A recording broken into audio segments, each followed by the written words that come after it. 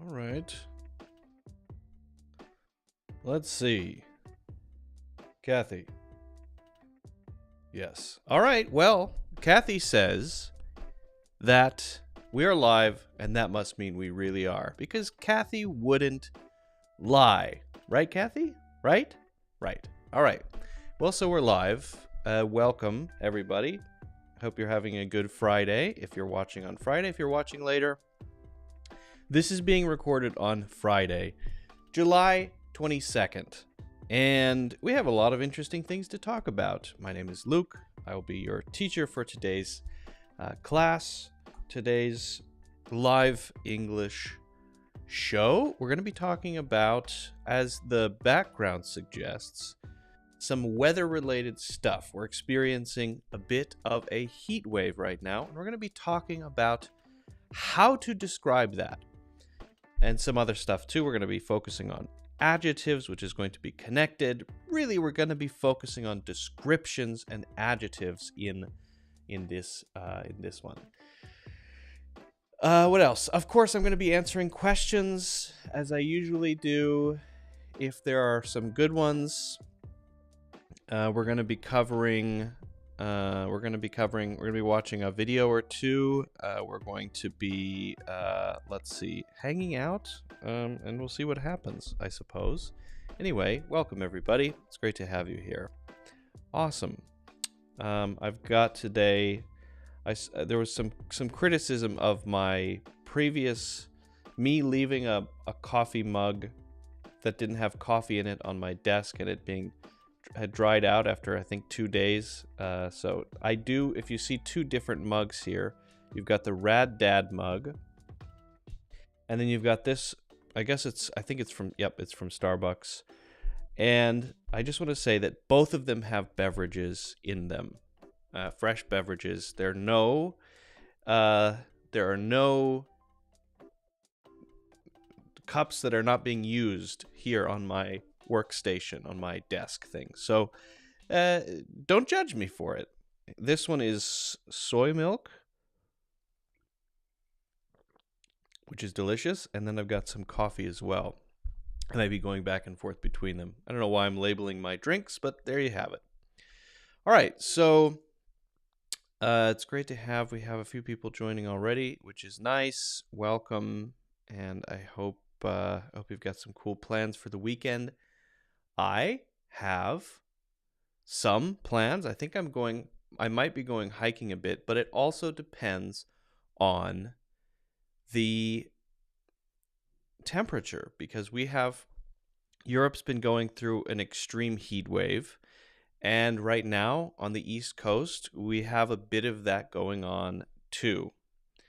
So we're going to talk about it. How do we talk about it? How do we describe it? It's interesting that it's so serious, but it's also interesting the different ways that people are dealing with it. I know a lot of people watching in Europe and the UK don't have air conditioning, and I can barely imagine what that would be like. Right now it is so hot outside, but I don't feel it at all because I'm sitting inside with amazing air conditioning, and that turns on whenever I need it, and I'm very thankful for that. So I'm to anyone suffering in the heat right now, I sympathize with you, but I do not empathize with you. No, I empathize because I've experienced heat before. It's Sylvia. Hello and welcome. Wallacey is back. Great. Pundit G from India. Great. Fantastic. Dimitri is here. And Karina, of course.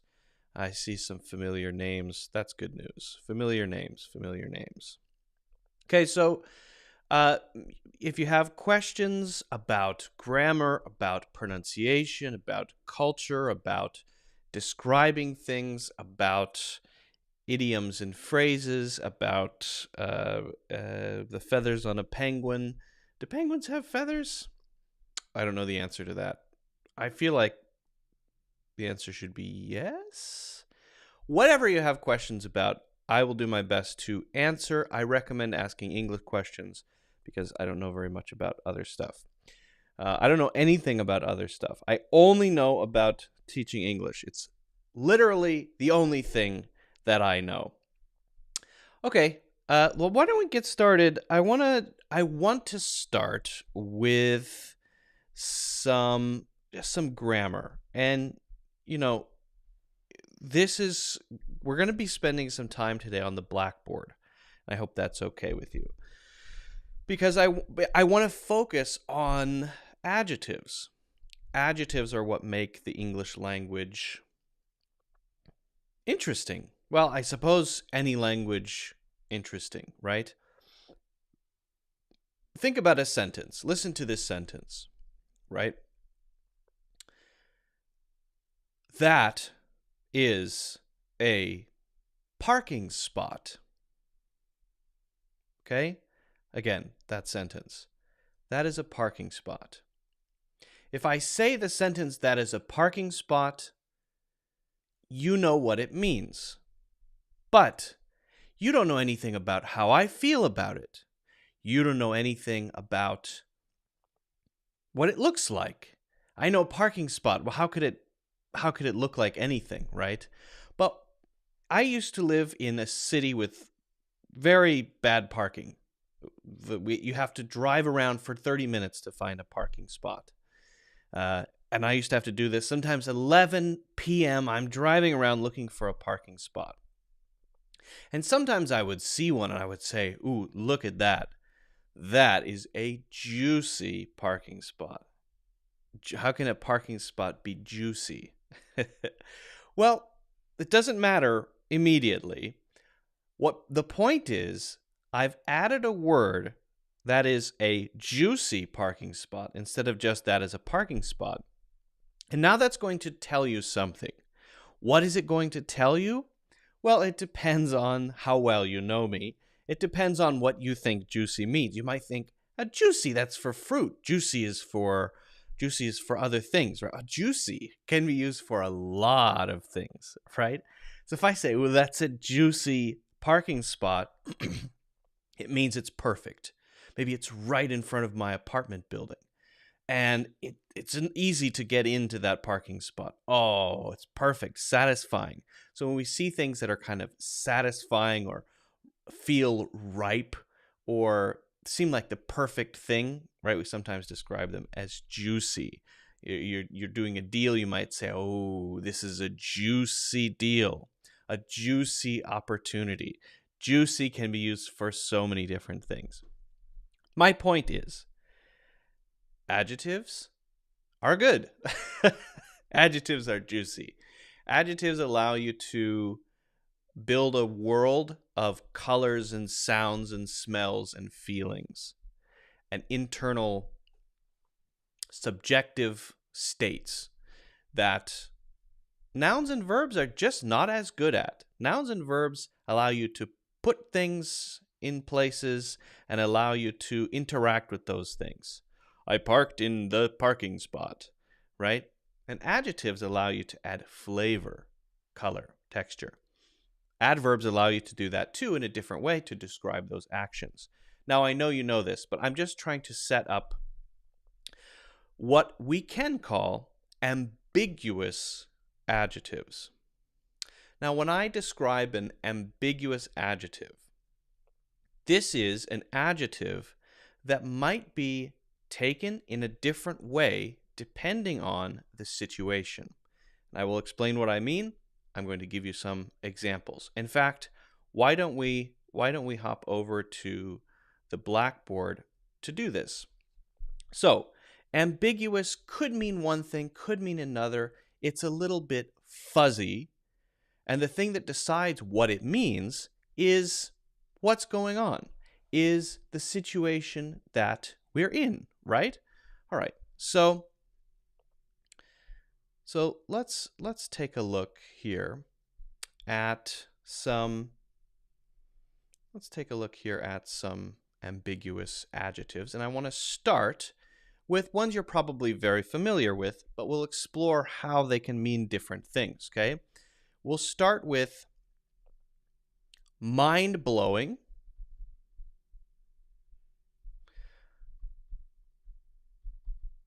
mind-blowing, stunning,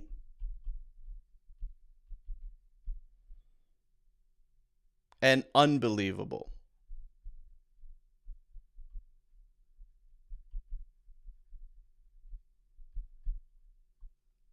Okay, now, when you see these, what's the first thing that pops into your head? What's the first thing that jumps into your mind? Is it mind-blowing? Something has shocked me.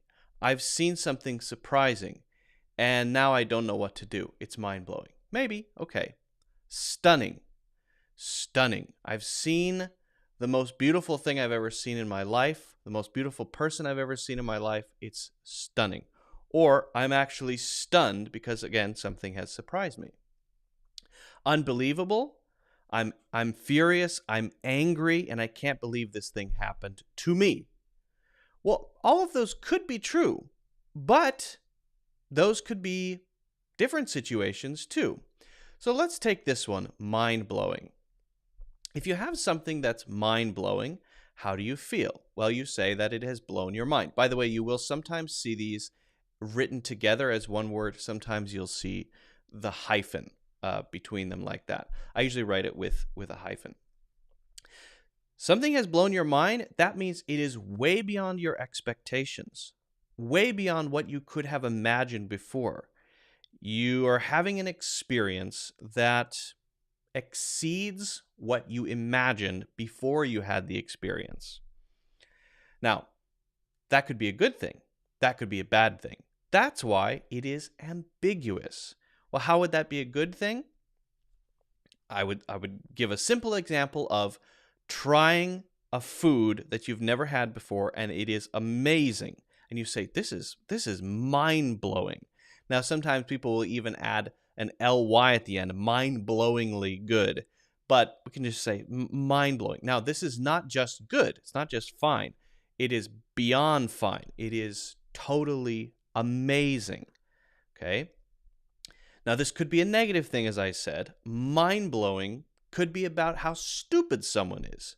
You could say, it is mind-blowing how you thought this was a good idea. My mind is blown. It is mind-blowing how dumb you are. Okay? It is mind-blowing how dumb you are. Two adjectives describing this person and the whole situation being mind-blowing to me.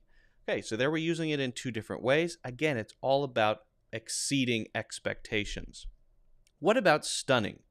Could we say, try this ice cream flavor. It's mind-blowing. It's stunning. Are those the same? We could say mind-blowing there. Mind-blowing. Stunning? No. Stunning is similar, but in that it is beyond your expectations. But it's usually for things that are visual. It's usually for things that you're looking at, okay? Now, I would say this is more often used for good things. A stunning dress, a stunning landscape. You look stunning on your wedding day. People will often use that phrase. This is stunning. But again, sometimes this is used in a negative. If it's used in the negative, it may be used not for visual things as often as just to describe this feeling of, I can't believe this happened. It's out of your expectations in a bad way, okay? We could say the level of corruption in the government is stunning. I was stunned when I found out. It is stunning. It is stunning how little you know about this whole situation. Stunning. Okay, so if it's a negative, I would say more often to describe a situation. And if it's a positive, more often to describe something visual. I wouldn't typically picture someone saying, this is a stunning song, or this ice cream is stunning. Doesn't work so well. Unbelievable is again just this way to exclaim, wah, ooh, like that. That's the feeling that we can get from unbelievable. often, unbelievable is just by itself.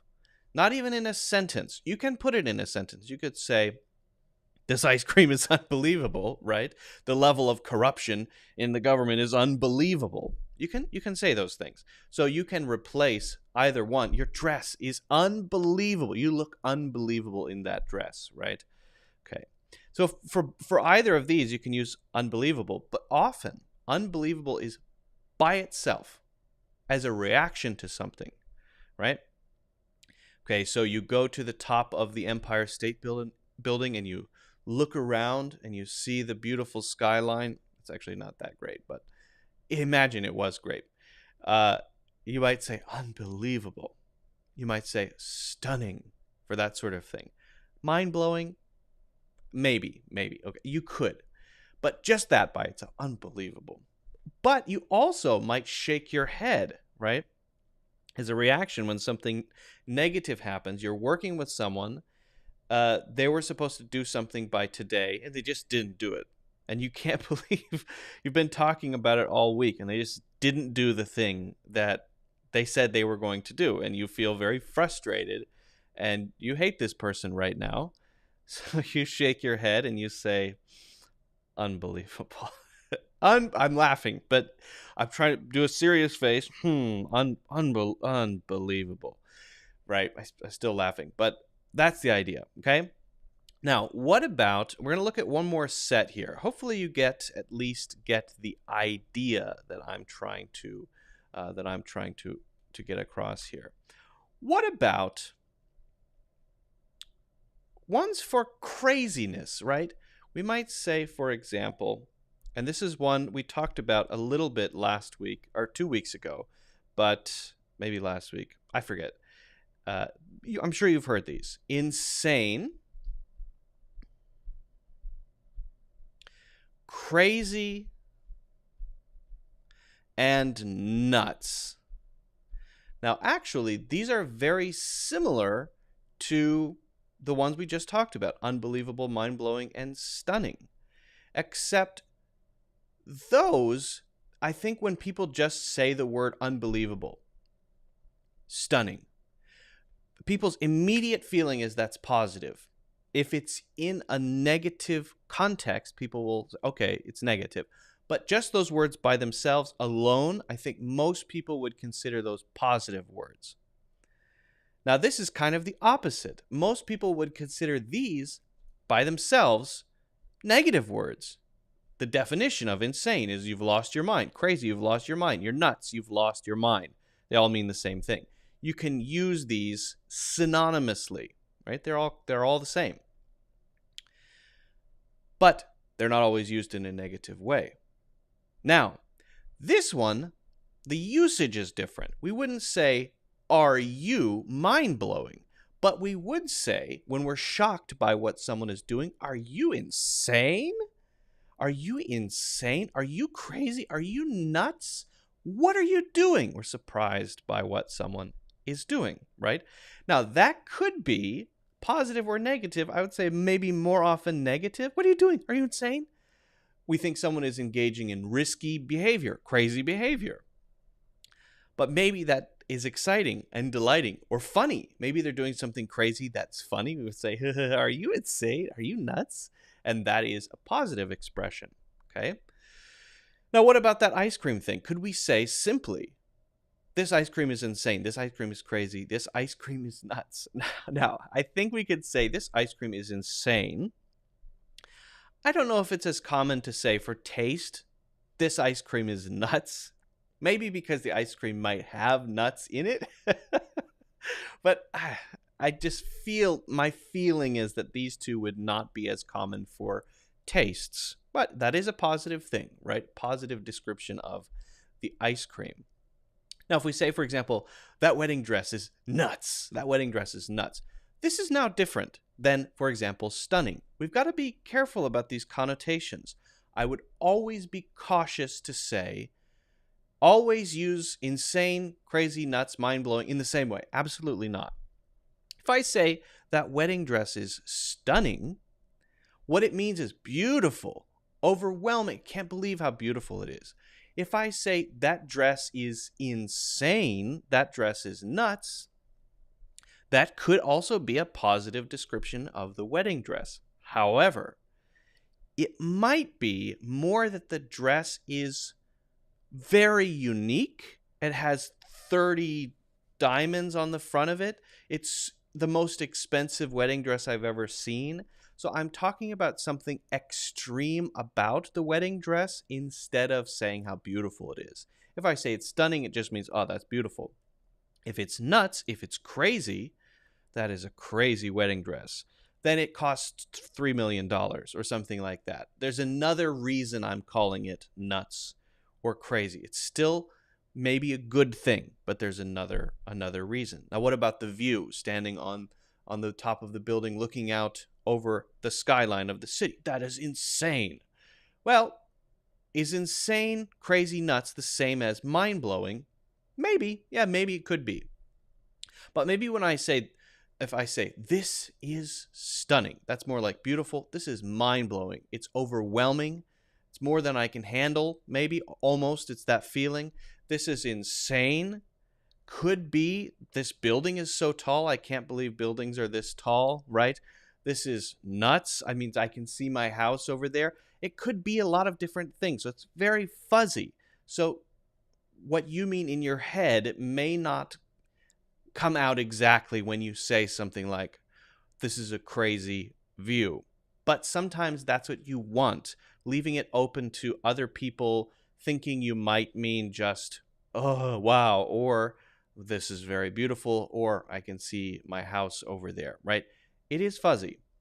But I just wanted to bring up these few adjectives that are very common, but make sure you're clear on the fact that these are not clear. These are ambiguous. The best thing you can do is pay attention when you hear insane, crazy, nuts, mind-blowing, stunning, and what was the other one we talked about? Mind-blowing, stunning, and unbelievable. When you hear these in movies and TV shows, pay attention to the context. Best way to learn, especially learn usage, is to just sort of get a feel for it, absorb it. Make sure you're always paying attention to how it is used. Okay. What's up with my... Hold on a second, friendly friends. My pen is behaving oddly. Give me a second to fix it. I see. Maybe it's this. That fix it? No, it looks gray. Why does it look gray? Give me a second. Give me 1 second, please. That solved that part of it, but why is it now it's still gray? Why is it gray though?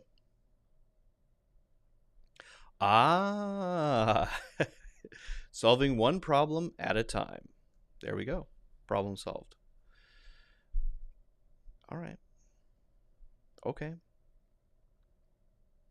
See, we have quite a few people here now, which is wonderful. Fantastic. Mary McCain is here. And Nihat, Pablo Favaza. Never heard of him. I wonder if the usage of the adjective nuts is related to testicles. And the answer to that is no. Probably not. Ooh, that's a good question. You know what we can do? So we can look it up. We have to be careful not to accidentally arrive at any unfortunate web pages if we search something like that. But we can look it up. Let's see here. Why does nuts mean crazy? I'm going to search it first before I show what's on screen.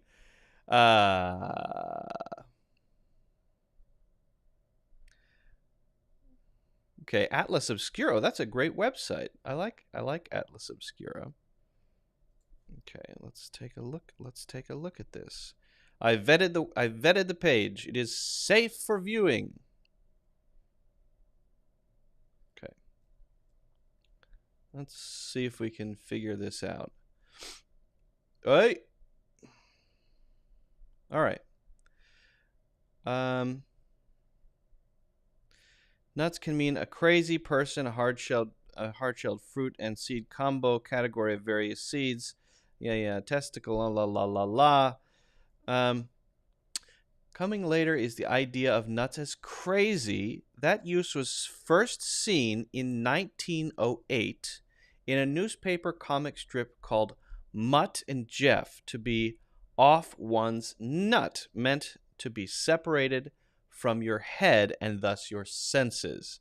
That eventually was shortened to the current use in which someone can be simply called nuts. All right, well, there you go. Nuts comes from your nut, which maybe is more like coconut because your head is shaped like a nut, a coconut. That's a good explanation. So that's the answer to Pablo's question. Yeah. Atlas Obscura is a great website. They don't usually write articles about things like that. From what I can tell, it's more about places. You can find secret hidden places where you live. If you guys didn't check it out, Pablo, this dude here, he is a drum, in fact.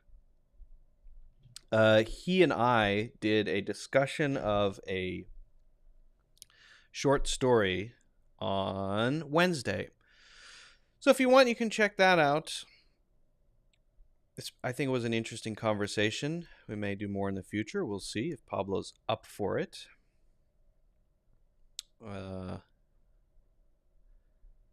see if I missed any questions. Can you pronounce this for me, please? Political asylum, Dimitri. Political asylum. It's an interesting thing to want to pronounce. I hope everything's okay over there.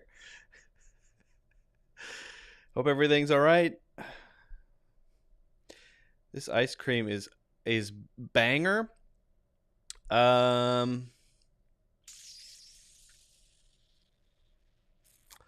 If we use banger in this way, it's a banger. This is a banger. And I suppose it would be okay to use for the ice cream, but more often, banger is used for music. This is a banger. And maybe other media. I just feel like it's not often used for tastes and things like that. I don't know. Yeah, it just doesn't seem right to me anyway. I'm not sure. I'm trying to just figure it out in my head. I don't know. Anyway, we're going to talk about heat. We're going to talk about how hot it is. So let's do that. I've got a video I want to share. I want to share a video. Okay. Which I hope that's okay. If it's not okay, I don't know what to say. All right, so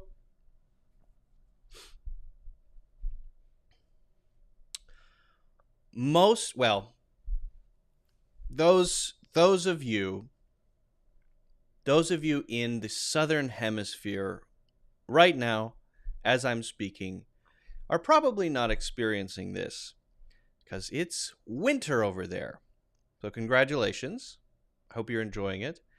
But those of us in the northern hemisphere, at the moment, many of us are experiencing extreme heat. It's across Europe. I'm not so sure about Asia right now if they're having heat waves. The United States, where I live, we're currently going through a heat wave. It is currently, where I am right now at this moment, in July, 98 degrees Fahrenheit, which is hot. I forget what that is in Celsius. So, it's hot. And I want to talk about some common phrases that are used to describe extreme heat. But I don't want to just tell them to you. I want to pick them out of a news clip. What are the phrases that people on the news are using to describe them, or the heat, the heat waves that are happening around the world? And are those good phrases to use? Are there any others? So I picked out a video from the news, and we're just going to listen. Listen for the words that they use to describe it, okay? For all of them, it's heat wave. A heat wave is not just a hot day. It's several days of high heat, extreme heat. Okay, so let's just listen, and then we'll try to learn some of these. Here we go. This is CBS, I think. Breaking news. This is breaking news. Here we go. I like the sign here they have. Caution, extreme heat, danger. Perfect. The oppressive heat across this country, more than 140 million Americans in 29 states under heat alerts now. The dangerous heat wave now reaching the Northeast. Listen to that very beginning. Listen to that. The oppressive heat across this country, more than 100. Oppressive heat across this country. That's an interesting one. Okay, so listen, we'll write these down in a second. But we have one, oppressive heat. 140 million Americans in 29 states under heat alerts now. The dangerous heat wave now reaching the north. We have a dangerous heat wave, and we have oppressive heat. Okay, so let's note these down so we can sort of collect them. Okay, we have oppressive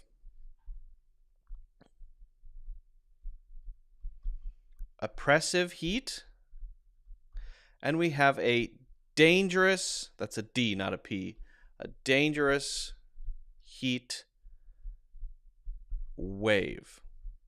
Okay? All right. Now, oppressive heat, each one of these has its own feeling, its own connotation.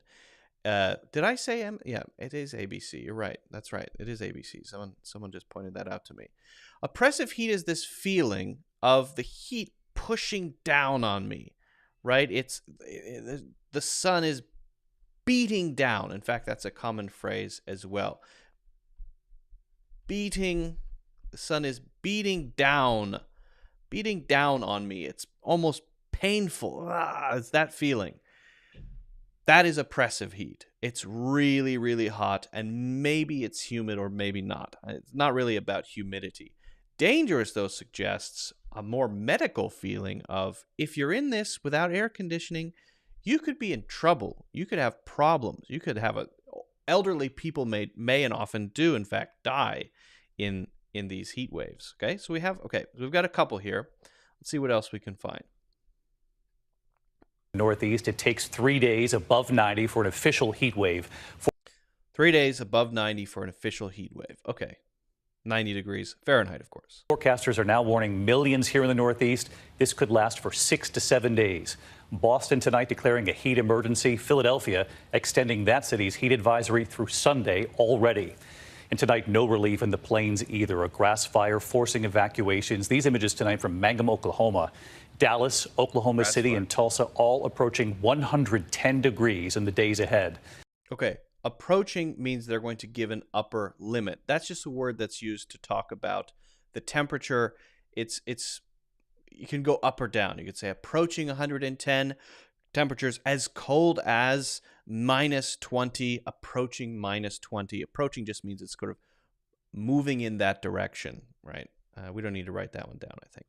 Doctors and public officials urging caution tonight, urging Americans to stay inside if possible, to stay cool, and of course hydrate. Make sure you're drinking water. Power grids under stress, an anxious eye on Texas, of course, after what happened there before. And here in New York tonight, Con Ed sending alerts to customers to conserve power. Tonight, we are also learning more about those 10 soldiers hit in a lightning strike at Fort Gordon, and multiple has died. And news on that severe. Also learning more about those 10 soldiers hit in a lightning strike at Fort Gordon. Flight from Tampa to Nashville, sending that dangerous heat and humidity. Multiple people to the hospital. We have it all covered tonight. ABC's Whit Johnson leading us off. ABC, not MSN. Tonight, that dangerous heat and humidity now taking aim at the East Coast. So hot in Philadelphia. Ooh, that's the classic news view there, where you get the news view is that sort of direct camera shot of the sun. It's supposed to make you feel hot. It kind of does make me feel hot. Officials shoring up emergency resources to protect public health. The city of Philadelphia just declaring a heat emergency, which will go into effect tomorrow. Okay, so a heat emergency. This one would be, let's say, heat emergency. To me, this one feels very official, right? You wouldn't say to your friend, it's a heat emergency. You would say, you know, this is oppressive heat. It's so hot. The sun is beating down. This is terrible, right? But heat emergency, even dangerous heat wave, to me, these feel kind of like news things, official things, not something you would use to describe, I think, what you're experiencing right now in the extreme heat. Okay. Tomorrow. New York City potentially facing the longest heat wave in 9 years. Workers sweltering under the blazing. Ooh, good one. We got a good one. All right, this is a great word. I use this one all the time. The word is sweltering. Sweltering, and I'm gonna put blazing as well. Sweltering heat. You could just say it is sweltering today. It's so hot. It is sweltering. You could say it is blazing hot. Blazing hot today. Sweltering. Really, really common for describing how hot you feel. Blazing sun. As we go through the evening hours, check this out. Even at 10, 11 o'clock, still feels like 90 degrees with the heat and humidity. The heat also fueling storms in the south. At Fort Gordon in Georgia, 1 soldier was killed and 9 others injured after a lightning strike in a training area. And an American Airlines flight from Tampa to Nashville diverting to Birmingham after severe turbulence. 8 people were hurt. Doctors urging people to stay hydrated. Are they saying that the turbulence was caused by the heat? Is that how that works? I don't know. And avoid prolonged exposure outside. Oh, that's a phrase you hear quite often as well. Prolonged exposure. It does feel a little medical as well, but sometimes, yeah, I'll say that. You don't want to be outside too long. Prolonged exposure could give you a heat stroke. A heat stroke, which I've had before and is horrible. It is really bad. Yeah, prolonged means longer than you should in this case, longer than what is good. Phelps Hospital in Westchester County, New York, seeing a 30 to 40% uptick in heat-related visits to the ER. We see both heat-related emergencies, but then also significant. Very tempted to comment on that hair. You know what? Let's give it a miss, but I mean, something going on there. Is he shaved his head? Because that doesn't look like normal male pattern baldness. Anyway, let's keep going. Heat can exacerbate really anything. So patients are more likely to have heart attacks. They're more likely to have strokes. In Red Bank, New Jersey, a hospital racing to relocate some patients after the air conditioning in the emergency room failed for a time. Officials say all are safe. Experts say climate change has made rare heat waves 3 to 5 degrees warmer in much of the U.S. And it's at least double the likelihood of record-breaking hot summer days. The heat. All right, we heard a couple things here. We heard record-breaking. Where can I write this? I'll write it up here. Record. And you need a hyphen here. Very important. Record-breaking hot summer days. That one is pretty common as well. Record-breaking heat, you hear. Record-breaking hot summer days. Record-breaking cold. Either way, it's just more than what has been seen on record. Kind of describes itself. And we also heard heat-related visits. Also, they're important to have that hyphen. Very important. The hyphen is very important between those two. Heat-related and record-breaking. Okay, let's see what else we've got here. I think those might be most of them, but The heat alerts now stretching from coast to coast, with most of Texas still over 100 degrees, fueling multiple fires. Glad And I don't officials live say in so Texas. far the state's power grid is holding. But for millions in the plains, no sign of relief anytime soon. Why do we need to see the yard work happening? And David, back here in They're New York, outside. Con It's hot. Edison is actually sending out text message alerts urging people to limit their power use to try to prevent outages. I don't They use also Con say Edison. they're mobilizing resources to respond to any potential problems with this heat wave expected to last possibly into next week. David? Yeah, that's the incredible thing. Wade Johnson leading us off with thank you. The heat wave is expected to last into next week. Well, that's good news. Not really. My electricity bill is going to probably be very high. So these are all, I would say these are all really common. It's really just a matter of, which ones you hear on the news as opposed to which ones normal people say. Heat related feels official. This is both, I would say, oppressive heat is both. Dangerous heat wave, maybe both. Heat emergency feels very official, newsy. Sweltering and blazing hot, very common. Prolonged exposure, also fairly common depending on the situation. And I often describe very hot days as scorchers. Ooh, today's a scorcher. Today is a scorcher. And sometimes you'll hear stifling heat, but it's not quite as common. So those are just a few of the ways that we can describe extreme temperatures. If you have any questions about this stuff, let me know. Also, feel free to, if you want to keep learning and get serious about your English, check out my full courses in the links in the description. And also, feel free to hit the like button and subscribe. Okay. Yeah, if you guys haven't already subscribed, that would be great. Would appreciate that very much. I am very grateful for my air conditioning. I don't know if you can hear it. It's on right now. You hear that?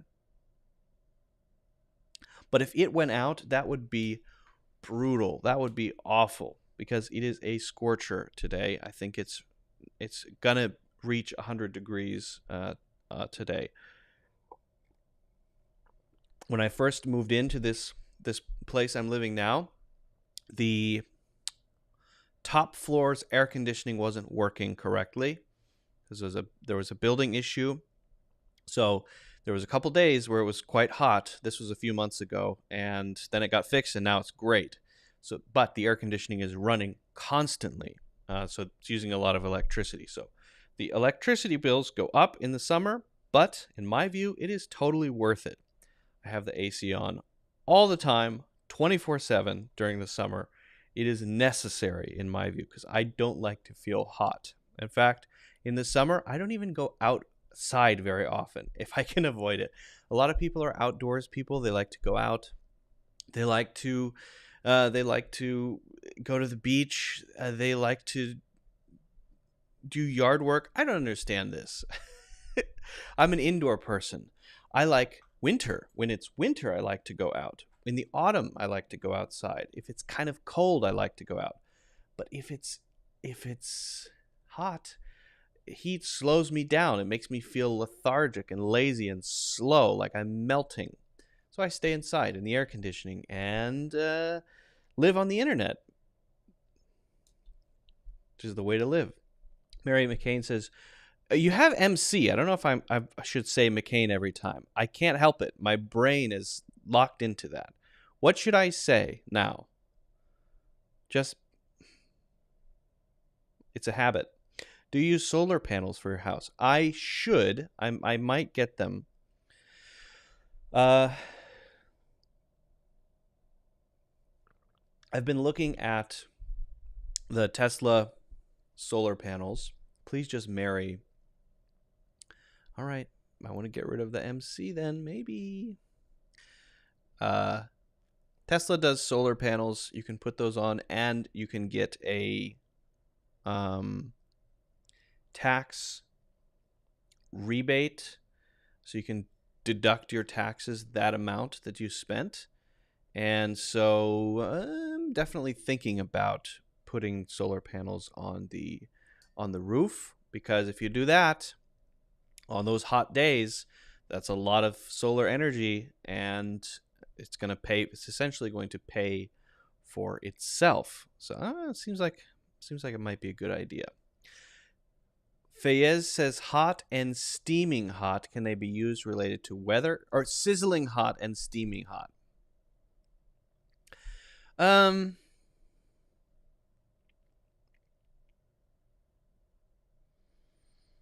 Yeah, I suppose, especially sizzling hot. Sizzling hot is usually a word we associate with cooking. If you put something on a burner and the fat in the food or the meat that you're cooking starts to go like that, that is called sizzling. That's what sizzling is. It's the sound of food cooking on a burner or a stove or a pan or something.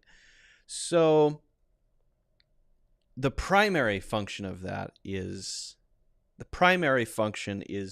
going to be food related, but we often will use that food related thing if it's really extreme. We might say something like sizzling hot today, which makes us feel like, oh, it's so hot that if I put food down on the ground, it would start cooking. Okay, well, that works pretty well, right? Sometimes people will even say, it's so hot, you could fry an egg on the pavement. You could fry an egg, it's so hot. You could fry an egg on my car, it's so hot. Right? So if your car is sitting outside for a long time on a hot day, very, very hot, the metal of the car, and maybe you could fry an egg. I'm not sure. So yeah, you can. I would say you can use sizzling hot and steaming hot. Sizzling hot is more common. Steaming hot, almost always used for food. But who am I to make rules? I just haven't heard steaming hot used much to describe the way that you feel when you go outside. Okay. Sorry if it sounds stupid, but there are no stupid questions. That's not true. There are some.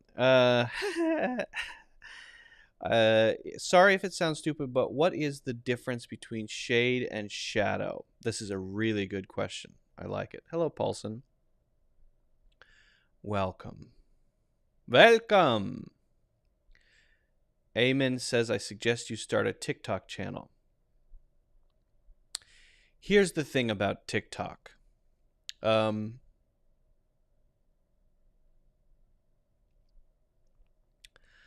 thinking about posting some stuff on TikTok. I'm just not sure if it's a great time investment. I spend 90% of my time I spend on courses.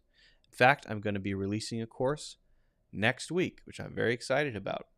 I spend most of my time on that. Why? To be totally honest with you, because it's my job. That is how I make a living. That is how I support myself. That is how I feed myself. Okay? This is my job. What I'm doing right now is my job as well. So you have to then make decisions about where to spend time, what to do, what not to do. And I've looked into TikTok especially, and what I saw is that and I could be wrong about this, so please correct me if I am, if you know more.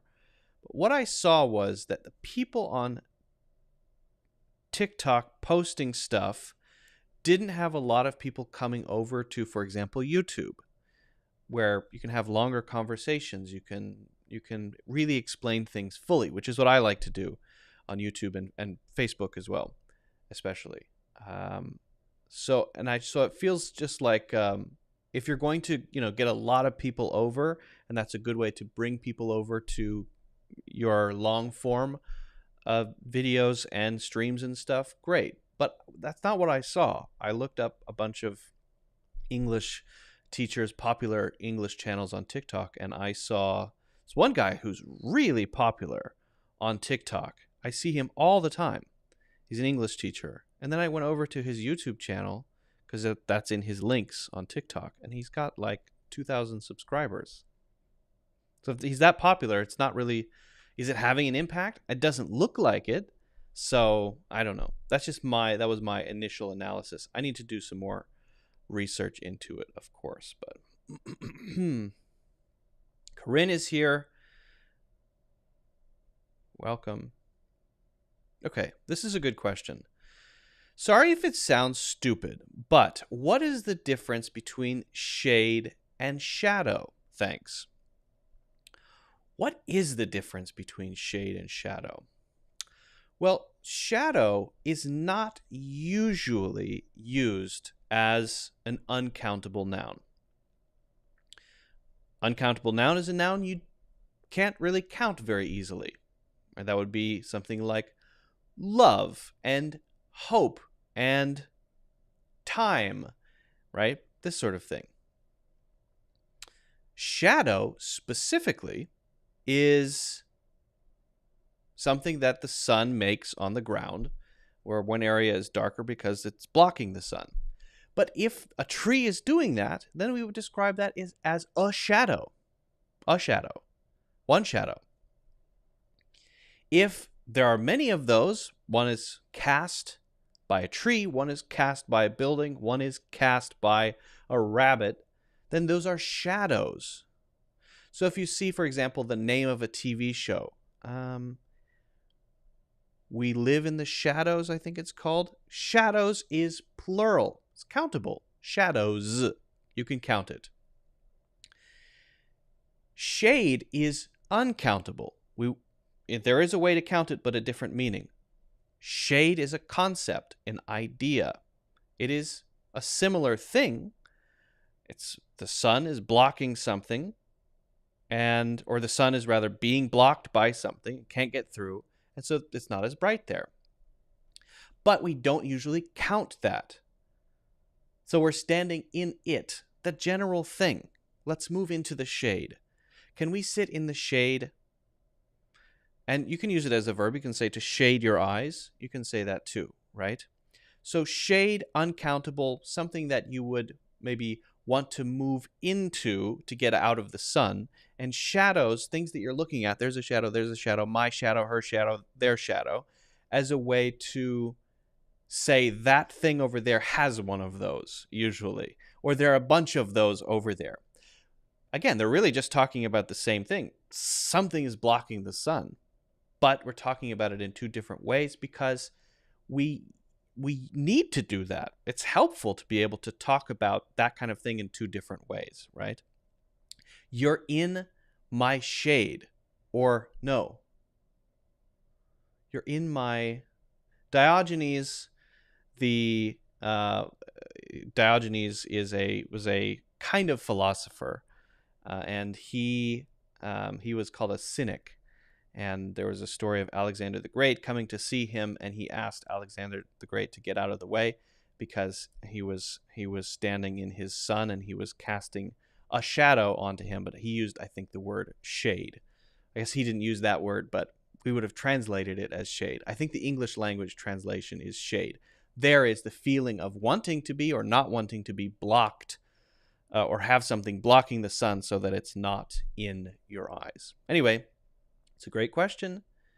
Thanks a lot. Chamalo. If you guys have any other questions, let me know. And don't forget to hit the like button and subscribe. I think I need to...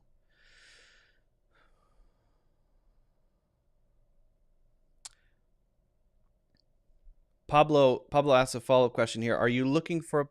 if you are looking for a place to picnic in a beach, would you say, let's find good shade or good shadow? And that's a great question. I think you probably know the answer based on what I was just explaining.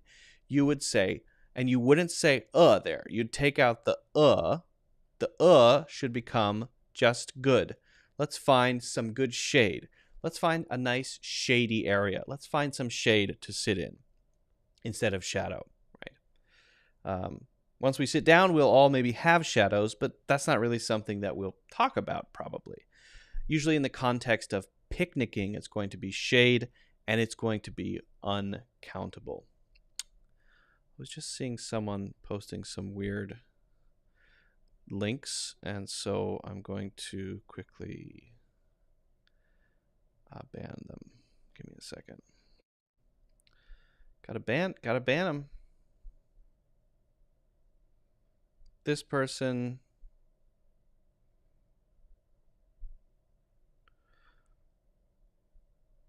is banned.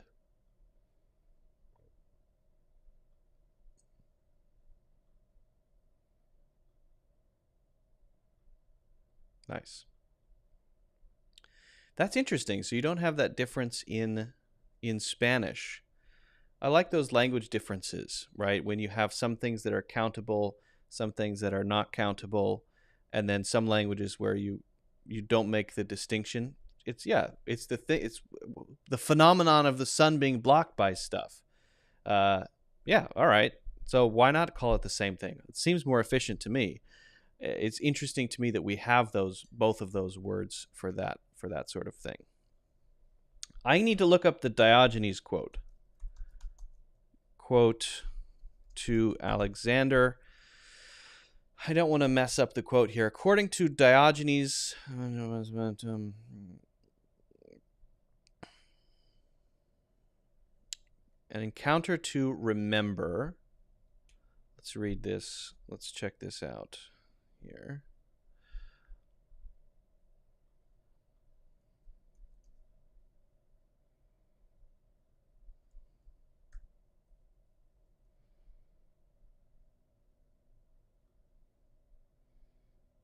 Okay, so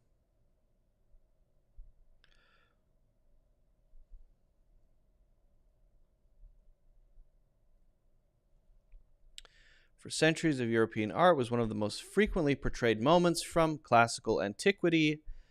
It's hard to imagine more unlikely pair. Diogenes was antisocial, ascetic philosopher, lived in a barrel, sometimes called a tub, and rejected all of the norms. Yeah, he was called a cynic, a famous cynic. The only occasion on which Alexander visited Corinth was soon after the death of his father in 336 BCE.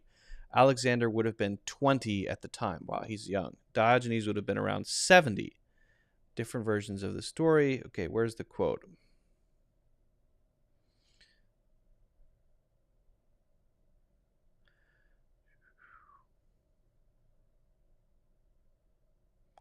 Where's the quote? Ah, yes.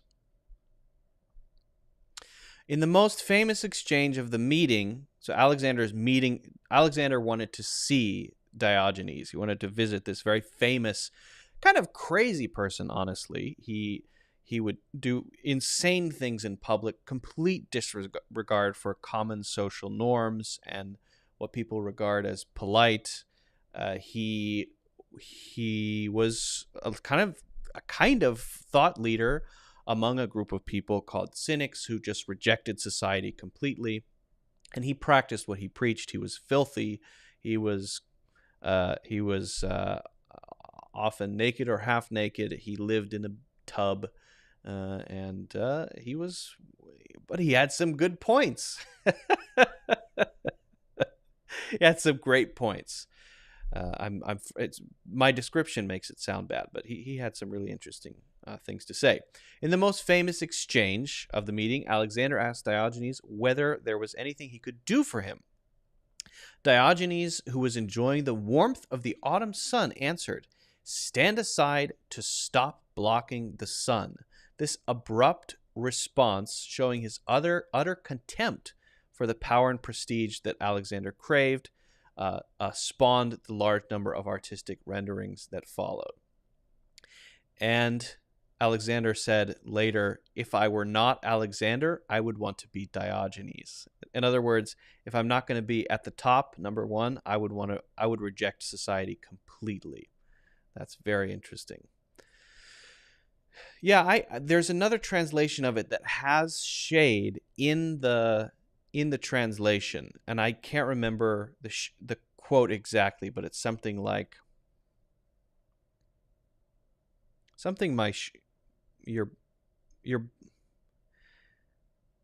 I can't remember what it is. There's shade in it though. I remember that. Interesting. Cool guy.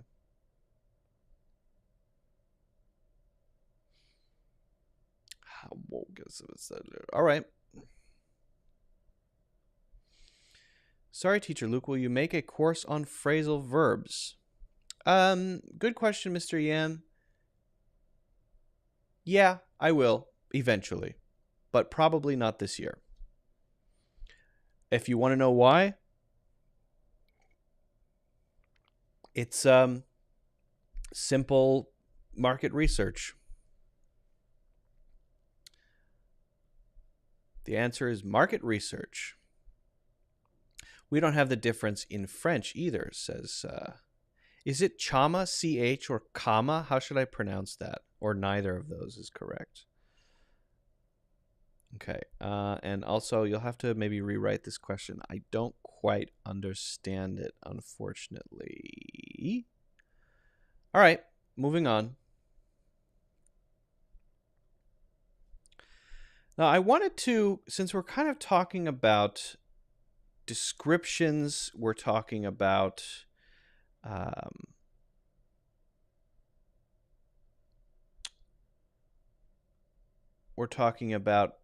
how things seem, how things are. I wanted to go into an exercise that you can do if you want to practice this. You know, adjectives, as I was saying before, adjectives can make you powerful in that you can create impressions, you can get things across more clearly, you can suggest things, how you feel about them, how others might feel about them. But if you don't know them, if you don't know adjectives, then you're going to struggle. You're going to have problems. If you're limited to a couple hundred adjectives, maybe that's all right, but really understanding that this is a very deep and important part of the English language. It's something that can make you able to express yourself much better, okay? So, if you want to really get good at using adjectives so that you can be very articulate and say exactly what you want to say whenever you want to say it, to suggest things, to use the English language with nuance, you have to practice.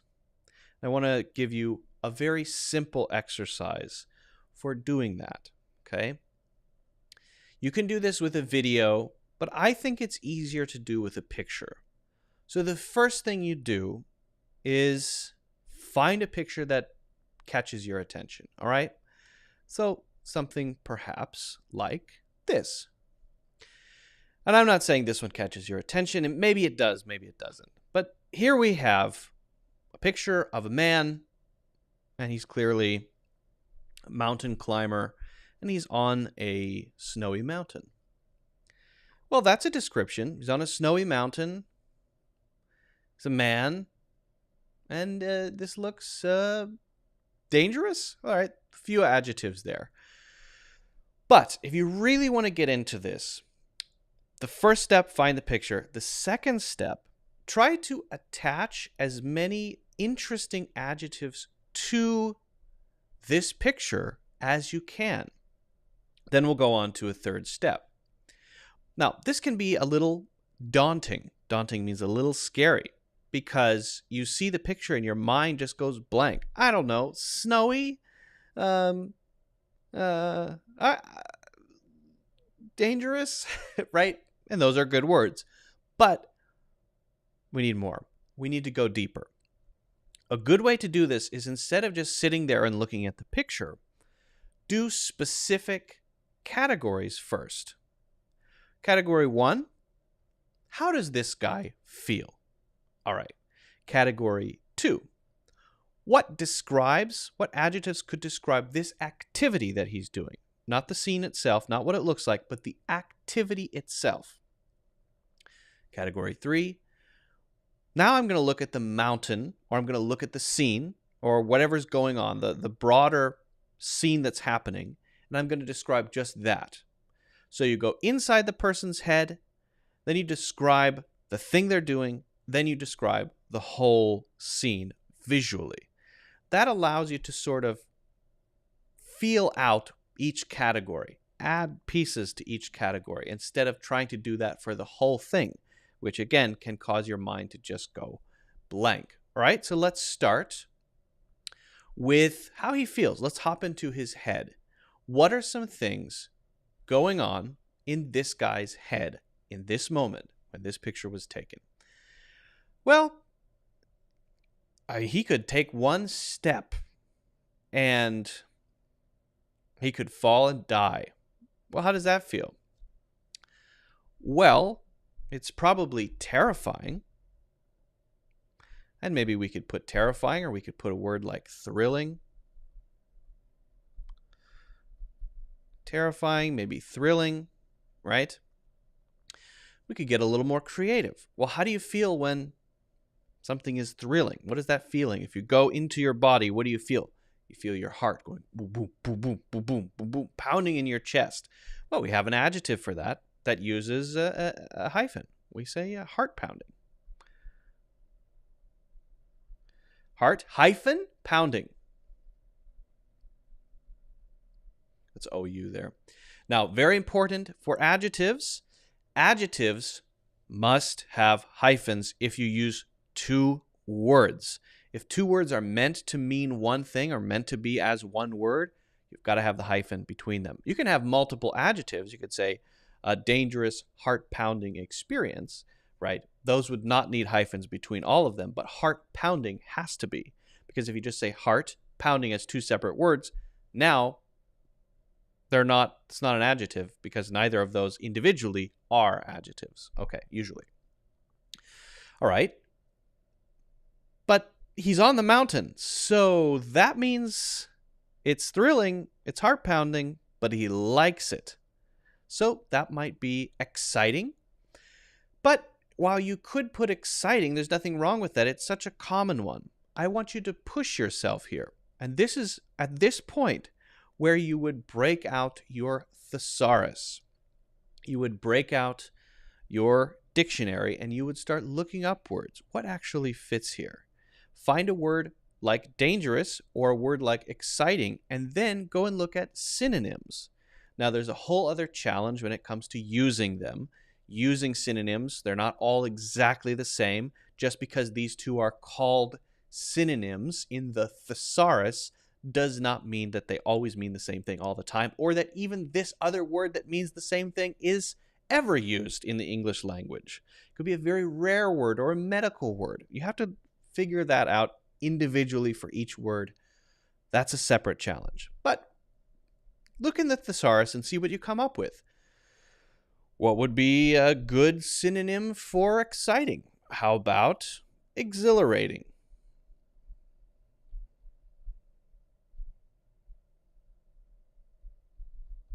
Okay, exhilarating. That's like exciting, but it's a little more, well, it's not as common, right? So it's better. Physically, how does his body feel? Well, he's probably lacking oxygen up here, and he's probably very cold. So what's that? What is this? NUMB. He's probably feeling a bit numb at the moment. Now, numb could be an emotional thing, so we have to be aware of that, but numb could be a physical sensation. This guy can't feel his fingers because he's very cold. All right, so these are a few things that we can use to describe how he is feeling right now in this picture. What about the activity, right? What about the activity? Well, obviously it's risky. He could slip and fall at any moment and die immediately. So it's very risky. But because he knows it's very risky, maybe it's also well planned. Right? Because he knows it's very risky, he needs to make sure he's taking safety precautions. So perhaps he spent a lot of time, he spent tons of time working on a plan to make sure that he's safe. So it's risky, but also a well-planned trip up the mountain. Okay. And if you wanted to describe this sort of activity as something like adventurous,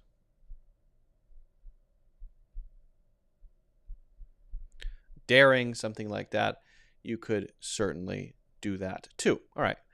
So we're just picking out some adjectives here, trying to add flavor to this, and this is our inspiration. Now, what about describing the scene itself? All right, so now we try to describe what's going on here. Again, we're not even making sentences yet. We will do that. That's part of the exercise. But we want to just look at the scene. Okay, there's a mountain there. I see a lot of snow. If this goes like this, yikes, that looks pretty scary. Okay, so how do we describe this angle, this extreme angle that this man could easily fall down? Well, this is, and again, we don't want to just say steep. That's a simple adjective. I want you to kind of challenge yourself a little bit. You might, instead of saying steep, which is fine, you can say steep, or you might say precipitous. It's precipitous. Whoa, you can go fall down and die, right? Well, I see no trees, no grass, right? So maybe it's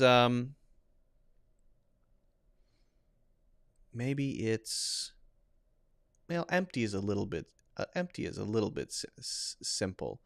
Let's say barren. My spelling correct on that one? Let me double check my spelling on that. Yes, that's right. Everybody checks their spelling once in a while. Oh, there are 2 R's. 2 R's.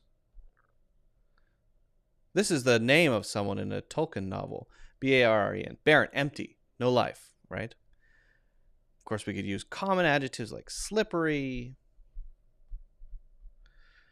We could say snow-capped. But, in fact, I don't even know if snow-capped is good here because there's snow everywhere. Usually snow-capped is when there's snow on the top of a mountain, but the rest of the mountain doesn't have snow. So maybe if we're standing far away, this is a snow-capped mountain, but we're only seeing snow here. So maybe not. Frosty, frosted, frosty. Okay, and we could go on and describe the cold. We're just trying to get some thoughts going here. Get some interesting adjectives out of it. Now, the next step, and we're not going to actually do this part, but this is the third step. The third step is to try to take these adjectives that we've used, doesn't have to be every single one, but many of them, and write a short story. Who is this guy? Is his name Steve? Why is he going up this mountain? Then describe what happened here. What happened in this scene? Try to describe the scene on that day. If you want to use the present tense, go ahead and use the present tense. If you want to tell it as a story in the past, go ahead and tell it as a story in the past. Fine. The key is, though, to try to push yourself to discover interesting descriptive words, adjectives, and then add them into a story to make that story more interesting, more compelling, more vivid, more visual, right? To get across maybe how Steve is feeling when he's doing this. And again, it doesn't really matter what tense you use. Once you pick one, stick with it, but it doesn't really matter which tense you use. Write that story. Once you do that, you're going to, go through a few versions. I might change some things. I might add some interesting adverbs as well. I might maybe remove the word frosty and put in something else, fluffy or something like that. Fluffy white snow on the top of the mountain. That allows you to paint the picture in the other person's head. If you can, then try to get feedback on it.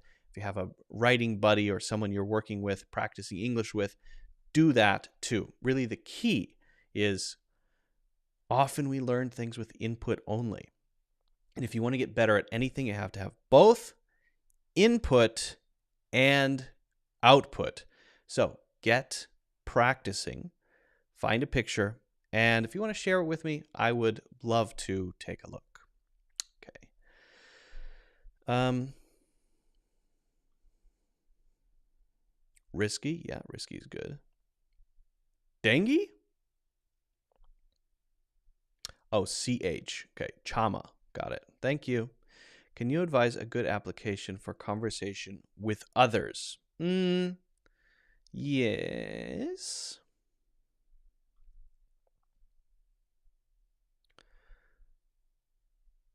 Can you advise a good application for conversation with others? So I don't know all of these deeply, but a few you could look into, okay? If you want to find a teacher to teach you one-to-one, which is great, you can find an application like Preply. You can go to, what's the other one called? VIP. Preply's the one that I know. And then I think Duolingo might have classes. What is the other one that I'm trying to think of?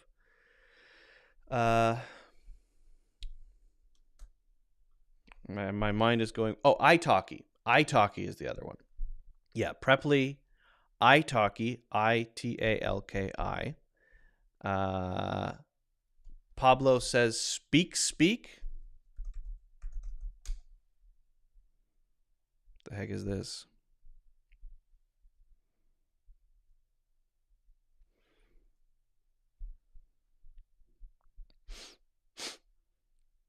For teachers, so Pablo, does this have you can actually connect with teachers? Okay, we'll look into that one in a second. I want to get a little more information. I haven't heard of it before. So those are italki, Preply, maybe this, I don't know. For connecting with teachers, if you want to have conversations with other people, I do have a few recommendations. If you want to have conversations with anybody, then, and you want specifically those other people to want to practice language, a good one is HelloTalk. HelloTalk is an app that allows you to find language buddies, and especially it is good for finding someone who wants to learn your language, and you take turns. You do a language exchange. You teach them your language, they teach you theirs. Now, this thing they struggle with sometimes is the asymmetry or imbalance between having way more people who want to learn English and not enough people who want to learn the other languages. So it's a challenge. But if you keep looking and you're out there searching, whether it's on HelloTalk or another one, you can find a language exchange partner for sure. Native English speaking language exchange partner. If you just want a place to practice in general, you want to not talk about learning language, or don't really care if the other people are there to practice specifically, then I would highly recommend you go to something like Meetup. And on Meetup, you find a topic you're interested in, like a book. Pick one in a city anywhere in the world. Pick London, pick New York, pick LA, or whatever. Pick one where English is the common spoken language. See if they have online meetups, because then you can join those. Most of them do at this point. And join once a week, twice a week. Practice speaking. You're not there to only practice the language. You're also there to connect with others and share your thoughts. For example, if it's a book club. But that is another way to do it, and that is also very likely to be free. Almost all of those are free. So that would be my general advice. And those apps all change a lot. So I would just mention that I don't know how much they've changed. For example, italki, I don't know how much that has changed, but those are the ones that I'm aware of. And if you talked to me 3 years ago, I would have said, hey, I've got one for you. Because I used to run a language learning platform. We had teachers all around the world teaching one-to-one classes, very reasonably priced. But I'm not currently doing that anymore because that company got acquired. So I can't recommend it anymore. Or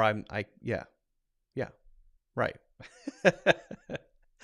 So yeah, check those out. And I do want to also take a look at Speak.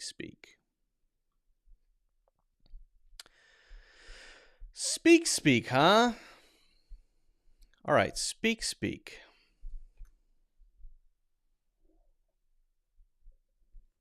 Speak English, speakenglish.com.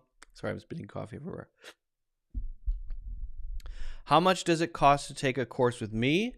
Oh, I thought you'd never ask. Well, since you asked, if you want to take courses with...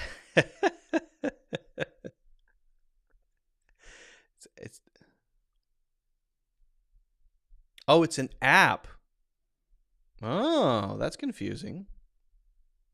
So it's not this at all. Oh. All right. Speak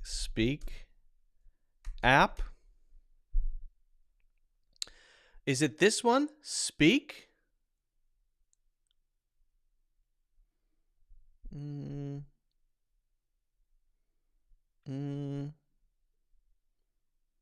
Which one? Which one is it? I'm it's like a lot. I'm live trying to figure this out, looking at Pablo's comments. Is it this one, Pablo, with the exclamation mark? Is it this one with the Korean? Is it this one? Oh, practice English. Okay, it's got to be this one then. Okay.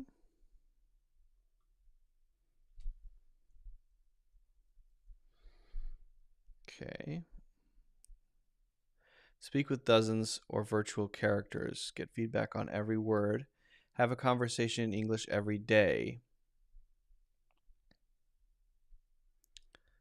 Okay. Well, you can check this out. I can't say anything about it because I haven't checked it out at all. Get better at speaking English by having conversations. Speak for free. Choose. Do you like it, Pablo? Is it good? TOEFL prep, job interview practice, business English, travel. Learn to speak real-world English, slang idioms powered by the world's most accurate speech recognition technology. All right. Check that out. I'll download that later and check it out. Cool. What was I going to do? I lost my train of thought. You made me lose my train of thought. Oh, right. Now I remember. How much does it cost a month to take a course with you? I do not teach a one-to-one English. What I do is make courses that you can take. I put most of my time into doing that. Now, I will say there is a way to take a one-to-one or have a one-to-one session with me. Actually, there are two ways, in fact. One of them is my website, which you can find in the link in the description. And you can see that it includes all of these courses here: Advanced American English Pronunciation, Professional English Emails, Master Native English. And, oh, I'm not going to share my screen here. Jeez. Right, here's the website. That's a less fat version of myself. Courses, you can check these out individually. If you want to preview them, you can do that. But you can see here 15 hours. This is not YouTube videos. This is not live stream. These are well-planned courses that I spent many months making. This course, I spent an entire year working on this. Different purposes, right? So you can check out the individual courses if you like. There's the description. There's the pricing, and this is the course curriculum, right? You can see all the lessons that are included, how much time. But these courses are quite long. Some of them 14 hours long. This one's 8, 7. The best way to do this, if you want to take an individual session or have an individual session with me, would be you can sign up here for free. I would recommend doing that. I post blogs every week, and I do share some free stuff as well. it would be this one, right? If you sign up for a yearly membership plan, you get access to all of the courses. And as I said, I'm releasing a new one next week, so there'll be new ones coming out. And in addition to that, you get added to a group, an English community. You also get a one-to-one assessment with me. So we get on a call and we talk through your goals, what you're trying to work on, and I give you some sense of where I think your English is at the moment, and what courses you should start with. So I'll give you a custom learning path, and as you go through the courses, you can ask me questions on WhatsApp.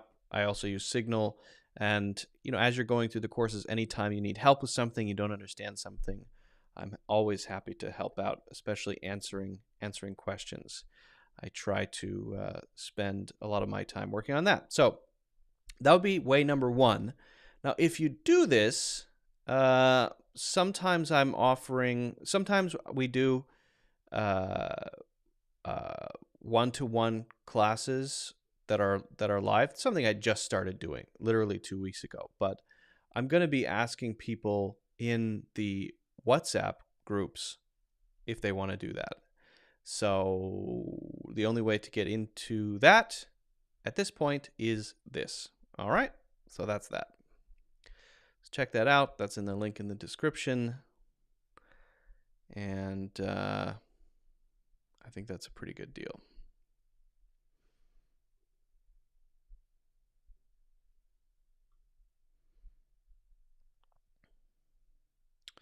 Once you talked about your philosophy studies, what led you to give English courses for foreigners? Well, so when I was in my early 20s, I went to China and I did some English teaching in China, and I started teaching English, and I really enjoyed it. I really liked it. So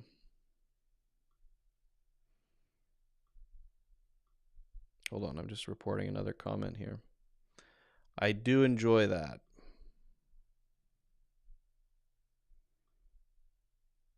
All right. All right, what else have we got today? Thanks for all the good questions. I appreciate that. Speak Peak is not working anymore. These apps go obsolete so fast. That's why I hesitate to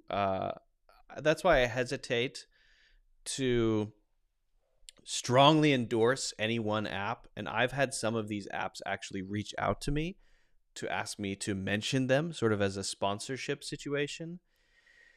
And I struggle to give strong recommendations because they go out of business so fast, or they change businesses so fast, or they get acquired so fast. Things move very quickly. So it's hard to say this is the one. It's amazing that there isn't one great standard way to practice speaking with a native English speaker. That is amazing to me, but it is what it is, I suppose.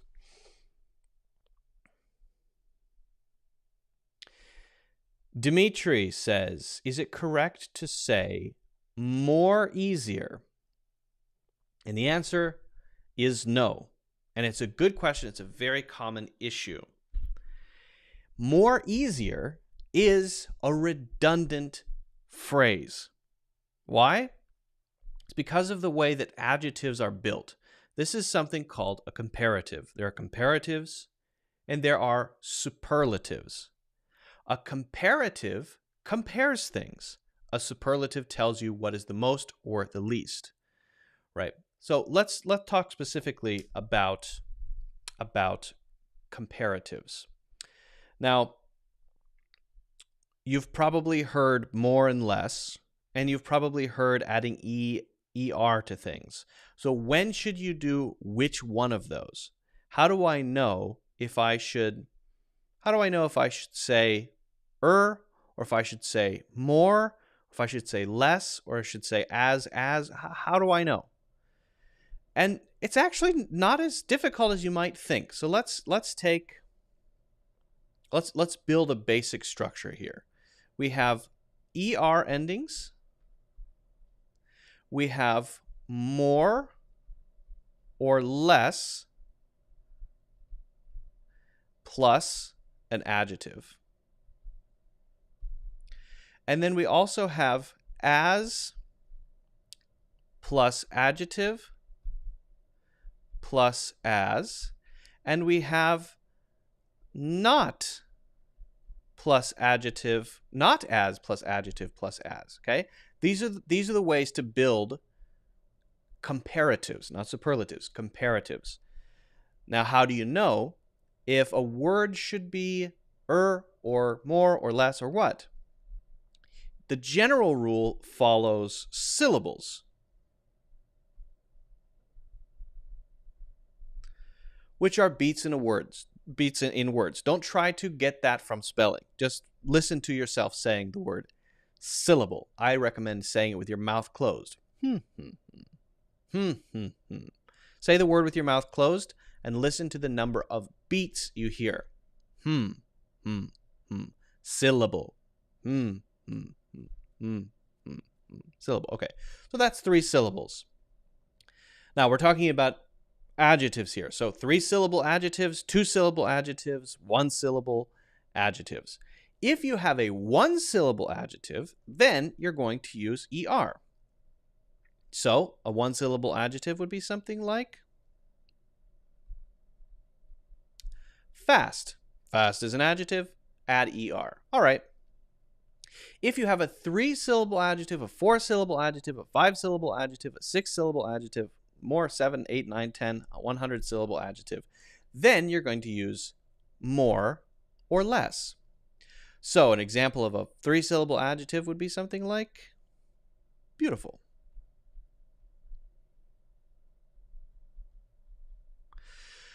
More beautiful, less beautiful. More interesting, less interesting. All right, so that's pretty simple. So then where does that leave us with easy? Well, easy is a 2-syllable adjective. 2-syllable adjective, what do we do with those? We know what to do with 1. We know what to do when it's more than 3 or 3 or more, right? Well, if you have a 2-syllable adjective, you have to pay attention because sometimes it's more often one, sometimes it's more often another. So you might, in some cases, say easier, in some cases say more easy. For example, funny, more funny, funnier. You have to really pay attention to what's most common. My feeling is that funnier is much more common than more funny. And easier is more common than more easy. But it's not wrong to say more easy, and it's not wrong to say more funny. Okay? So that's the general idea. That's just building up to this question, which is, what about more easier? No, because when you put more in, what you're doing is the same thing as what ER is doing. These are 3 different ways to build comparatives. So if you do this one, you can't do this one. And if you do this one, you can't do this one. Pick one. If you do both, you're wrong 100% of the time because you're doing the same thing twice. Okay?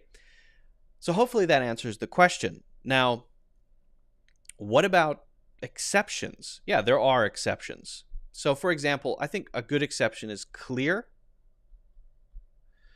The word clear, I often hear myself and others saying more clear. That's much more clear, instead of clearer. Normally we would say, oh, clear, that's a 1-syllable word. Always add ER. Well, a lot of people say more clear. So that's where you have to pay attention to that common usage thing. What's more common? For whatever reason, a lot of people say more clear instead of, and less clear instead of clearer.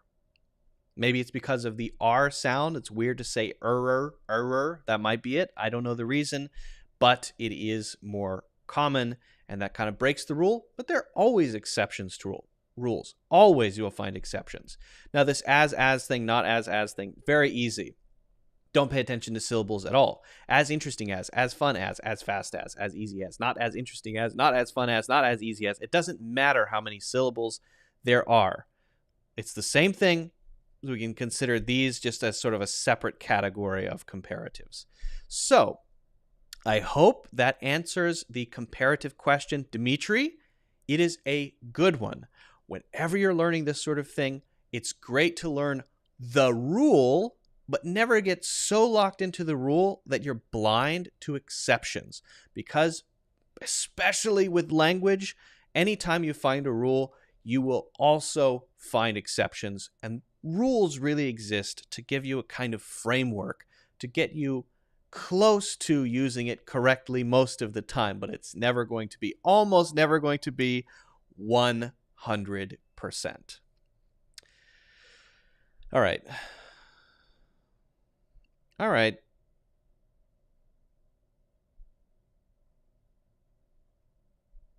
Yeah. So as a follow-up question then, Dimitri says, what's with all of the find a girl for you stuff today? What's going on? Report. Report. Yes. Ban. Block.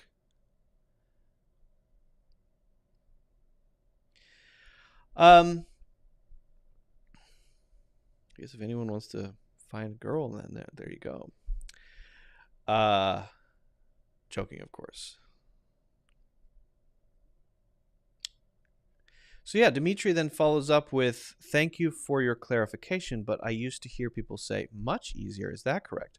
Totally different.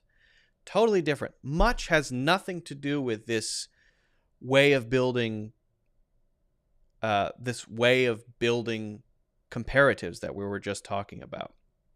Much is a quantifier. Quantifiers allow you to give amounts, right? And so, or to put things higher or lower, right? So to sort of increase the feeling of it, right? So if I say much easier, that's totally fine. If I say much more easy, that's totally fine. Doesn't matter, because much has nothing to do with building these comparatives. Much is about amounts of things. Much is about quantities, right? Much is that sort of thing. So all it's doing is making it even more. Basically, it's saying even more easy is what it's really saying. Much easier. A lot. It's sort of like saying a lot. It's called a quantifier. But yeah, that's totally fine.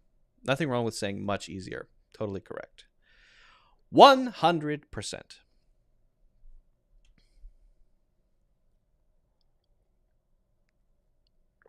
My coffee's getting cold. Coffee break. It's coffee break time. I need a coffee break.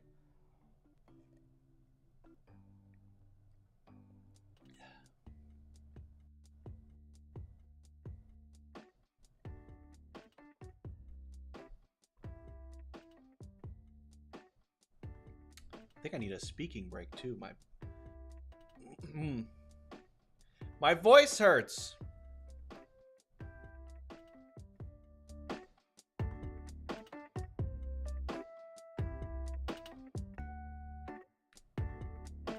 Oh, what a beautiful website.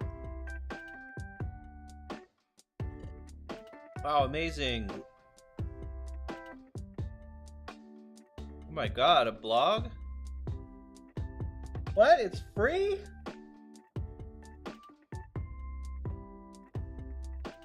No way.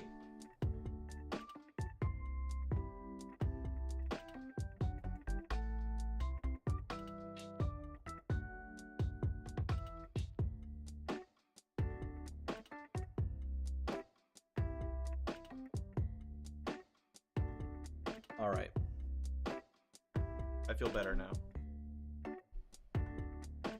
That was a nice little break, though. Feeling a lot better.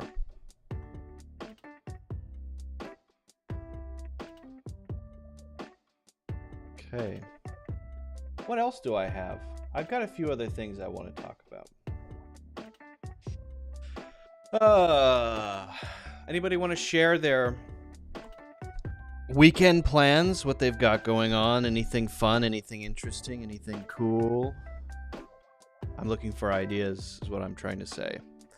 No, I'm meeting a friend from China who's coming to New York. I'm going to be meeting with my wife, meeting him in the city, having a nice lunch. Maybe may or may not be coming back to my house to stay one evening in a get out of the city a little bit. Not sure about that. That should be nice. So tomorrow I'm having hot pot. Probably the most famous hot pot place in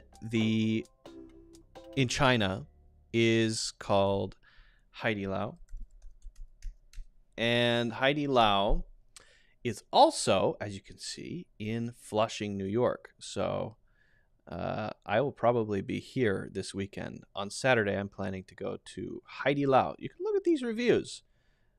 4.8 stars out of 2,350 reviews on Google.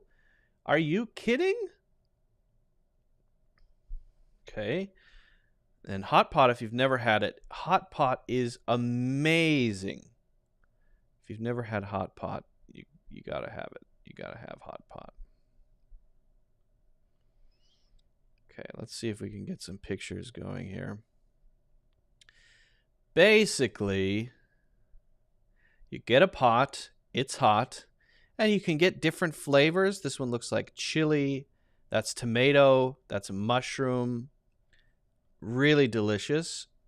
And these are just for the flavor of the soup, right? And then you get things on the side, like meat, like vegetables, and it comes raw, totally raw. So you can see on this one here, that's spinach there. There's some cabbage, some veggies. That looks like either probably lamb or beef. Some tofu skin. And then you have a little, usually you have a little, what the heck is that? Someone eating at home? Okay, that's raw shrimp there. And then you have this little bowl here. And this little bowl has, people use different things, but they have like a sauce counter. You go up and put whatever you want in. But I think most people will put in sesame paste or sesame sauce. And then different spices. You might put sesame paste in, and then you might add a little bit of chili oil. You might add some soy sauce or some other things. Garlic, little pieces of garlic, pureed garlic. You can see here we got some lotus root going on over here. That's tofu squares. Those are fish balls. I'm not sure what that is. That might be yam, maybe. I'm not quite sure, actually.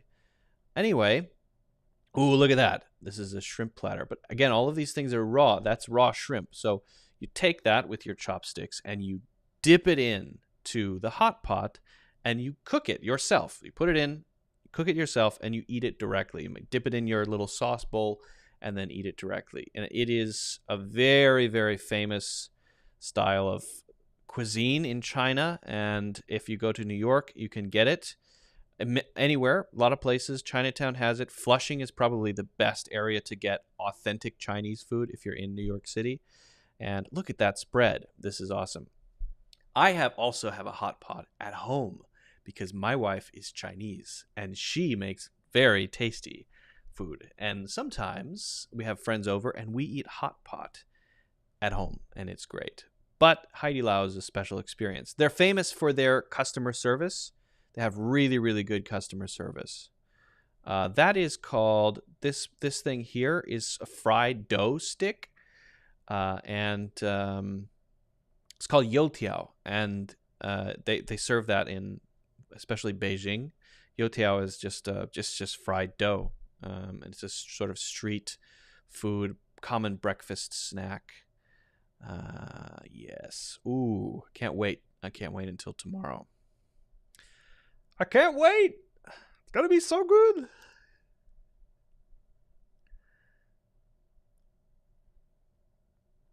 As an Asian, I love to say that their food is overrated.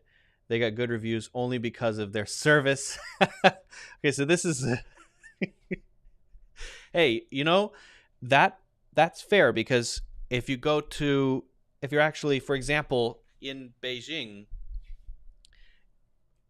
people in Beijing do go, to be fair, friend, people in Beijing do often go to Haidi Lao. I mean, it's full of people, but it's also true that they have they have really local places with, for example, the brass hot pot, where you actually you can cook it on the metal, and it's that's also really good. But there are different styles also. The northern and southern are also very different. The southern hot pot is very oily. They use hot oil instead of broth. It's Chinese cuisine is so good. It's my favorite in the world. Anyway. Yeah, if you haven't tried it, try it. Would you mind explaining flushing here? I thought it was drain water in toilets. So this is flushing, right? So for 6 years, I lived in Queens in New York City. And Queens, so the way that it works in New York City is you have what are called boroughs, and boroughs are like districts. And then inside of the boroughs, you have neighborhoods, and those neighborhoods have specific names. So, New York City boroughs map.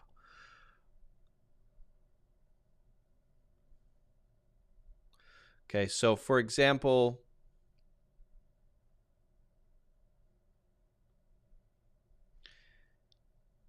here you've got, there you go. Okay. Bronx, Manhattan, this is what most people know. This is the yellow one over here is New Jersey. Staten Island, Brooklyn, the big orange one is Queens. So it's pretty huge, to be honest. And so there are 5 boroughs. And I guess they're marking the airports separately. I don't know why they're doing that. I'd say both LaGuardia and JFK are in Queens. So why would you make them orange? So then you have these smaller neighborhoods. Neighborhoods in Queens. Then you have these smaller neighborhoods. And, oops.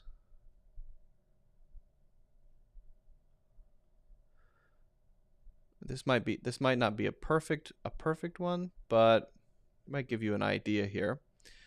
So I lived right around here, and up here is Flushing, near Jackson Heights. Oh, it's right around here, Jackson Heights. And this is maybe the most authentic Chinese area of New York City. It's even more authentic than New York City itself. I'm sorry, than Chinatown itself in New York City. Let's see if this is a good map. I don't know. It's kind of fuzzy. Anyway, so why is Flushing called Flushing, I guess, is your real question. I actually am not sure. After all of that, I don't know. It's just called Flushing. You're right that the word flushing suggests flushing things down a toilet. So personally, I wouldn't want to live in a place called Flushing because it's got a weird name.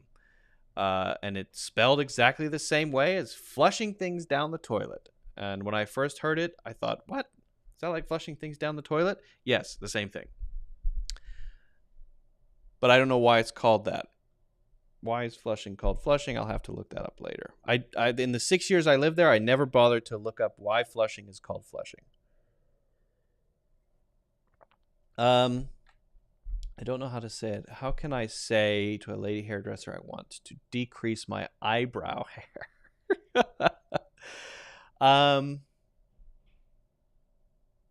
Yeah, that's a very sort of technical way to say it. I wouldn't say that would be going to a barbershop and saying, "Excuse me, could you please decrease the amount of hair on my head?" It's very sort of mathematical and it's a bit weird. It's funny. I like that you say it. Yeah. So you would say, okay, so first I will caveat that I've never had to do that. I've never gone into a place and said, these things help, right? I do this myself. I don't really do much here. I've never actually trimmed my eyebrows. Once in a while, I'll get a really long one that's like 3 feet long, and I'll have to yank it out. But I've never done it professionally. So it depends on the action. I guess the general word you would use to say, and you said don't laugh, and I did laugh, and I apologize for that. But that's because it's funny. I think trim is the best word. You could say, I would like to get my eyebrows trimmed. I would like to get my eyebrows trimmed. Trimmed. Or could you trim my eyebrows? Could you trim my eyebrows? Could you trim my nose hair or ear hair? That would be the way to say it. That would be the simple way to say it. Now, doing it yourself and the method, that's a different story. Because trimming is just, I think, a general description of kind of what you're doing, right? But how do you do that? Well, I think you could, if you use tweezers, you could either say tweeze them, right? Tweeze, I guess, could be a verb. But also people will say pluck. They'll say, do you pluck your brows? Do you pluck, P-L-U-C-K, your brows? It's exactly the same word that is used to describe what we do with chickens. We pluck the chicken's feathers, or we pluck the eyebrows out. Do you pluck your brows? You have stunning eyebrows. Do you pluck your eyebrows? That would be a question that I've heard people ask before. But then there's also waxing. So too, you could get your brows waxed, where they put the stuff on there and then they rip it off. And then I think there's the other one, which is called threading. They use thread, and then they pull the eyebrows out using thread. It kind of yanks them out. And that's called, is that called threading?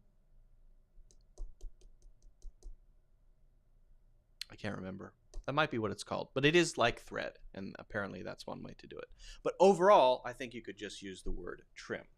And again, I don't mean to laugh at you. I'm laughing because decrease my eyebrows is a fun phrase. I like it a lot. Very good. Thank you. Good question.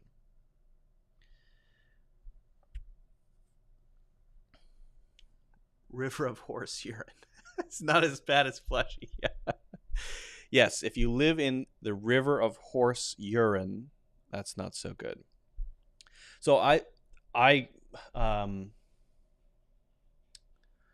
live near a town called, so I recently moved out of the city and moved to the Hudson Valley. It was a general region of New York State. It's called the Hudson Valley. And one town nearby is called Marlboro. And that is the name of a cigarette company, a cigarette brand, very famous brand of cigarettes, Marlboros. So one of the things I was looking at, we were looking at neighborhoods, towns in this area. Where are we going to live? I said, well, let's just not move to Marlboro, because I don't want to live in a town that's called the same name as a brand of cigarettes. No, thank you. I think it matters where you live, if you feel good about that place. The coolest place that I saw that I immediately grabbed my attention was, there's a town north of the city called Valhalla, or Valhalla, which is the name of the heaven of the Norse people, the Vikings. That sounds cool to me. I thought, wow, that's an awesome name. I'd love to live in Valhalla. But then we went to check it out, and it wasn't that great, so didn't move there. Snazzy says, it's 12:23 a.m. here in India, and I'm watching your live stream. That is a pretty good description of what's going on, Snazzy. Appreciate that. How can we complain about a regime? And could you give a little bit more detail here? Because, Helen, I don't want to give the wrong explanation of regime, because regime can have different meanings. If you're talking about sort of the regime that's in charge of a country, or because regime could also be about sort of your routine. Let me know specifically what you mean there. Okay? Please and thank you. All right, I do have one more Blackboard topic to talk about. Haha. For better or worse. For better or worse.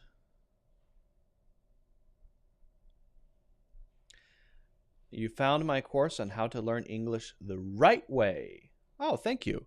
Yep, that's one of my courses. That's one that I finished pretty recently. Very happy with it. Appreciate it. Thank you, Snazzy. Good to have you here. All right. I'll get back to the questions in a minute, but I do have something I want to talk about specifically.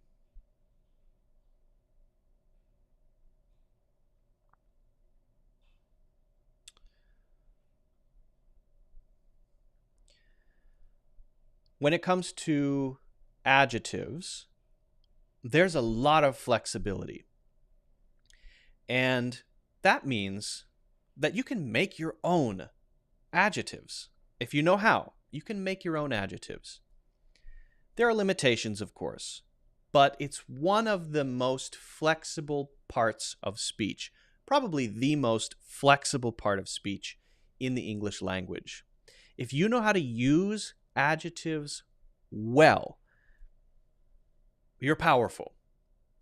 You can build adjectives yourself, but it also helps to know the parts, the common parts that adjectives have. What I'd like to do is take a look specifically at adjectives that include certain prefixes. Because prefixes, while they're not exclusive to adjectives, prefixes can tell you a little bit about the adjective even if you don't know the whole word. And you can start then building your own using those prefixes, again, if you know what they mean and how to do it. If that's not clear, that's okay. Let's take a look at an example here just to get an idea about what a prefix is. And also, we should say what a suffix is. So a prefix, prefix, and a suffix, suffix. A prefix is, notice both of these have the word fix, right? A prefix is a piece of a word that has a specific meaning which is attached to the beginning. Okay, and pre can give you a hint there. Pre means before. A suffix is a part of the word that goes at the end of a word. Now, prefixes focus on meaning and suffixes focus on form, generally speaking. So pre is a prefix. That is an example of a prefix. Anytime you see pre, most of the time when you see pre and it is attached to the beginning of the word, it is going to tell you that it means before or at the front of, sometimes before, at the front of, and it is going to then, as it is here, right in front of the word, in front of pre, right? It's going to tell you more about the meaning, right? And if you see, for example, preview, then it is going to tell you that this is something about before and view. So, okay, I know what that means. So it can hint, it can give you a hint at meaning, okay? Now notice that this is a noun and this is a verb. So the prefix is not going to tell you the form of the word. It's going to tell you something about the meaning. A suffix goes at the end of the word. I'm sure you've seen, for example, ION and AL and LY. These are suffixes. They often, not always, tell you the form of the word. Again, there's always exceptions.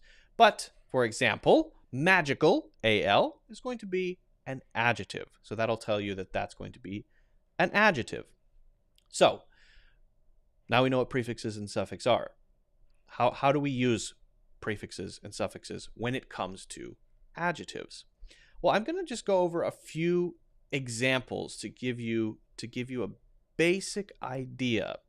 And once we do that, I think you'll start to get a sense for how we can build these, okay? M-I-C-R-O. If I tell you that M-I-C-R-O is a prefix which means something like very small, you may recall words like microscope. But we're talking about adjectives, all right? So microscopic, remember I-C, microscopic is going to be the adjective form of microscope, or microscope is a noun and microscopic is an adjective to tell me that it's going to be very small. But micro by itself can also mean very small. So we might say, for example, a micro version of something or a microscopic version of something. And those are very similar in meaning. Now, what you sometimes see, though, is the micro part is attached to the other part with nothing between. And sometimes you see a hyphen. So, for example, microeconomic.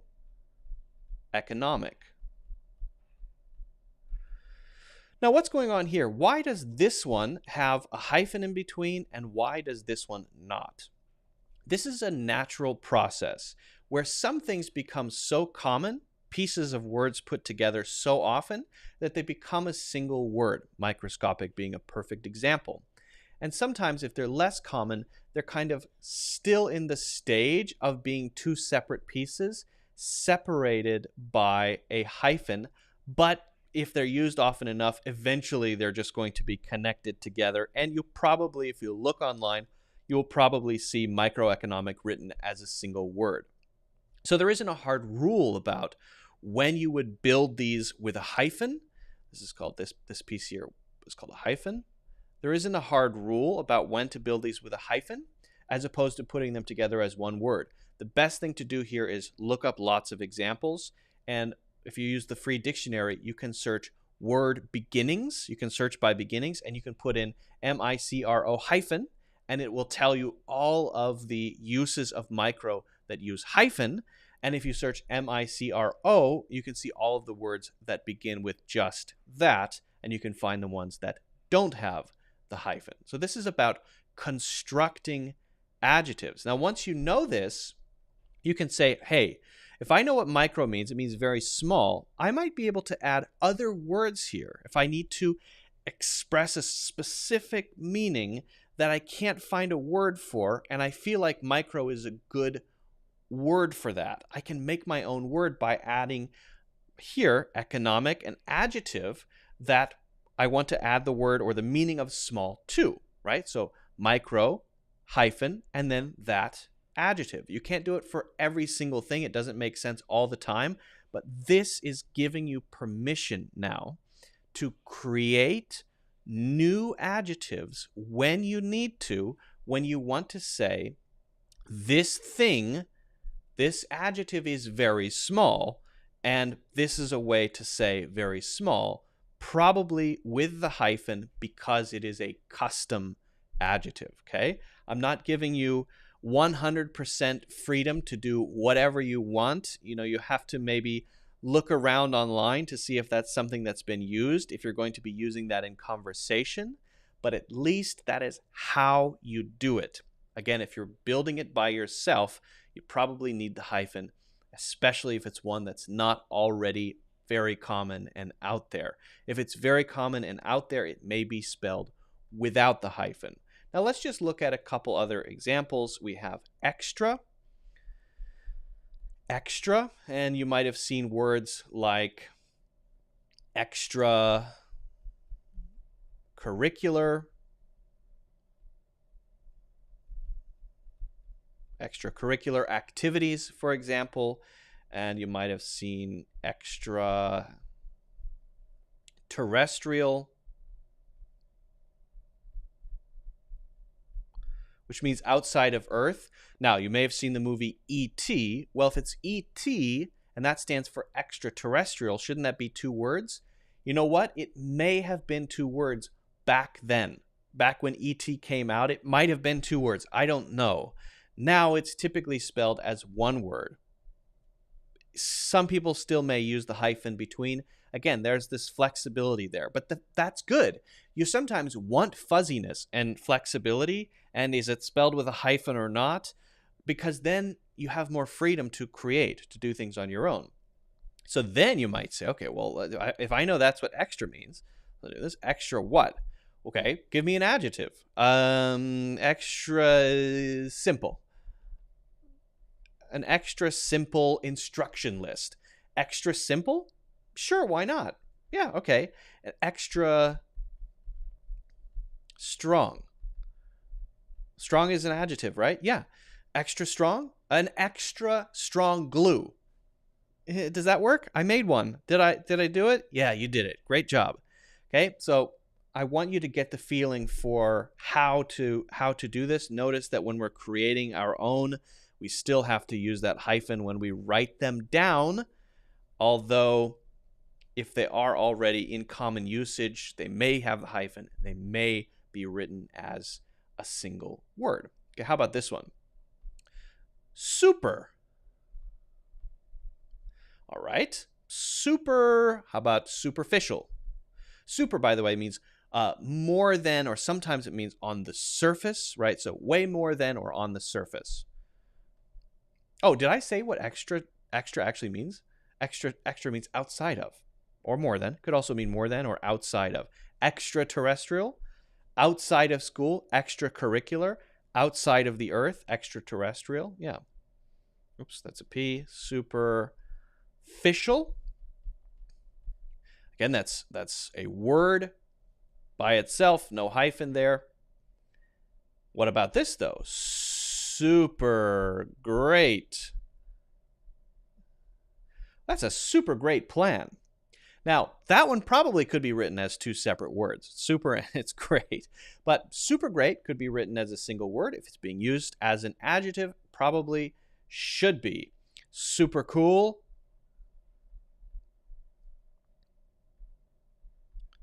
Now, I want to mention for these, we would use them if they're being used in front of a noun.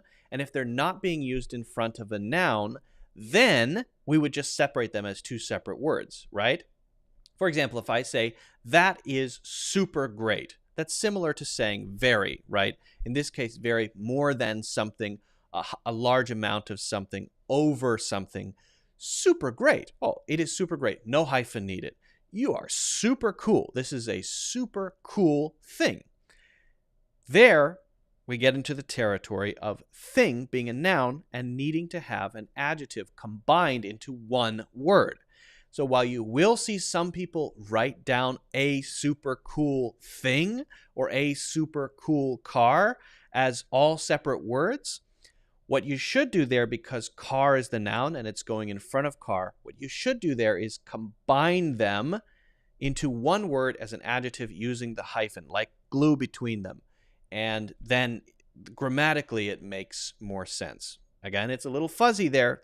There's flexibility, but I would always write super cool with the hyphen if those two go in front of a word like car. So what you can do here is look up prefixes that are used in adjectives, then play around with those prefixes using a hyphen if you're writing them down to create your own that describe very specific things you want to say.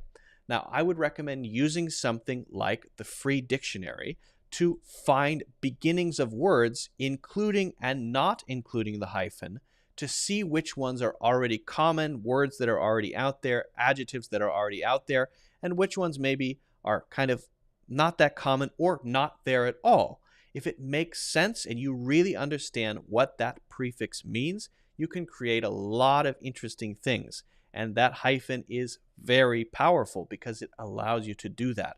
And that is why adjectives are so cool, because you can do so much with them and you get to create, you get to build your own. So hopefully this is helpful. If you haven't already done so, don't forget to check out my full courses in the links in the description. And also feel free to hit the like button and subscribe. All right. Let's see what I missed here. All right, just in time for this. What is going on today with the What is going on today with the spam? What's the deal? What's the deal with the spam?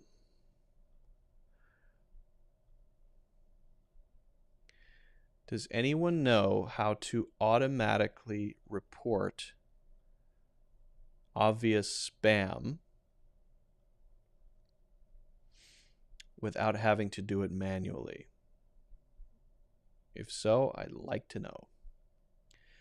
What does it's a matter of something or it's a matter about something like time mean? I'm not quite sure about that. I'm not quite sure I understand the question. Yeah? Maybe try that one again. It sounds corny asking you this question, but can I always be in hot water to understand it well in English? There's a name, first name, and last name that is the difference between name. Okay, hold on. Let me try to understand this. If it sounds corny asking you this question, but I always am in hot water to understand it well. In English, there's first name and last name. What's the difference between name and first name? All right. Okay. If you say to me, what's your name? I'll say, Luke. If you say that to me. But if someone at some official place asks me that question, like the doctor's office, they say, what's your name? I'll say, Luke Pretty. Now, why will I say Luke Pretty? Because that's my full name. My full name is Luke Pretty. Actually, I have a middle name too. But most of the time, in that situation, I won't need to give my middle name. So I will say my full name is Luke Pretty because I know that they need the information, including my first name and my last name, to confirm who I am because I have an appointment at this dentist's office, right? But if you're asking me, what's my name? I'll just say Luke because I know that you don't need to confirm anything, probably, right? So name is contextual. What does it mean? Well, if someone's confirming something, first and last. If someone is not confirming anything and they just want to know what they should call you, just give your first name. Okay, what's the difference between first name, last name, family name, surname, blah, blah, blah? Your first name is your given name.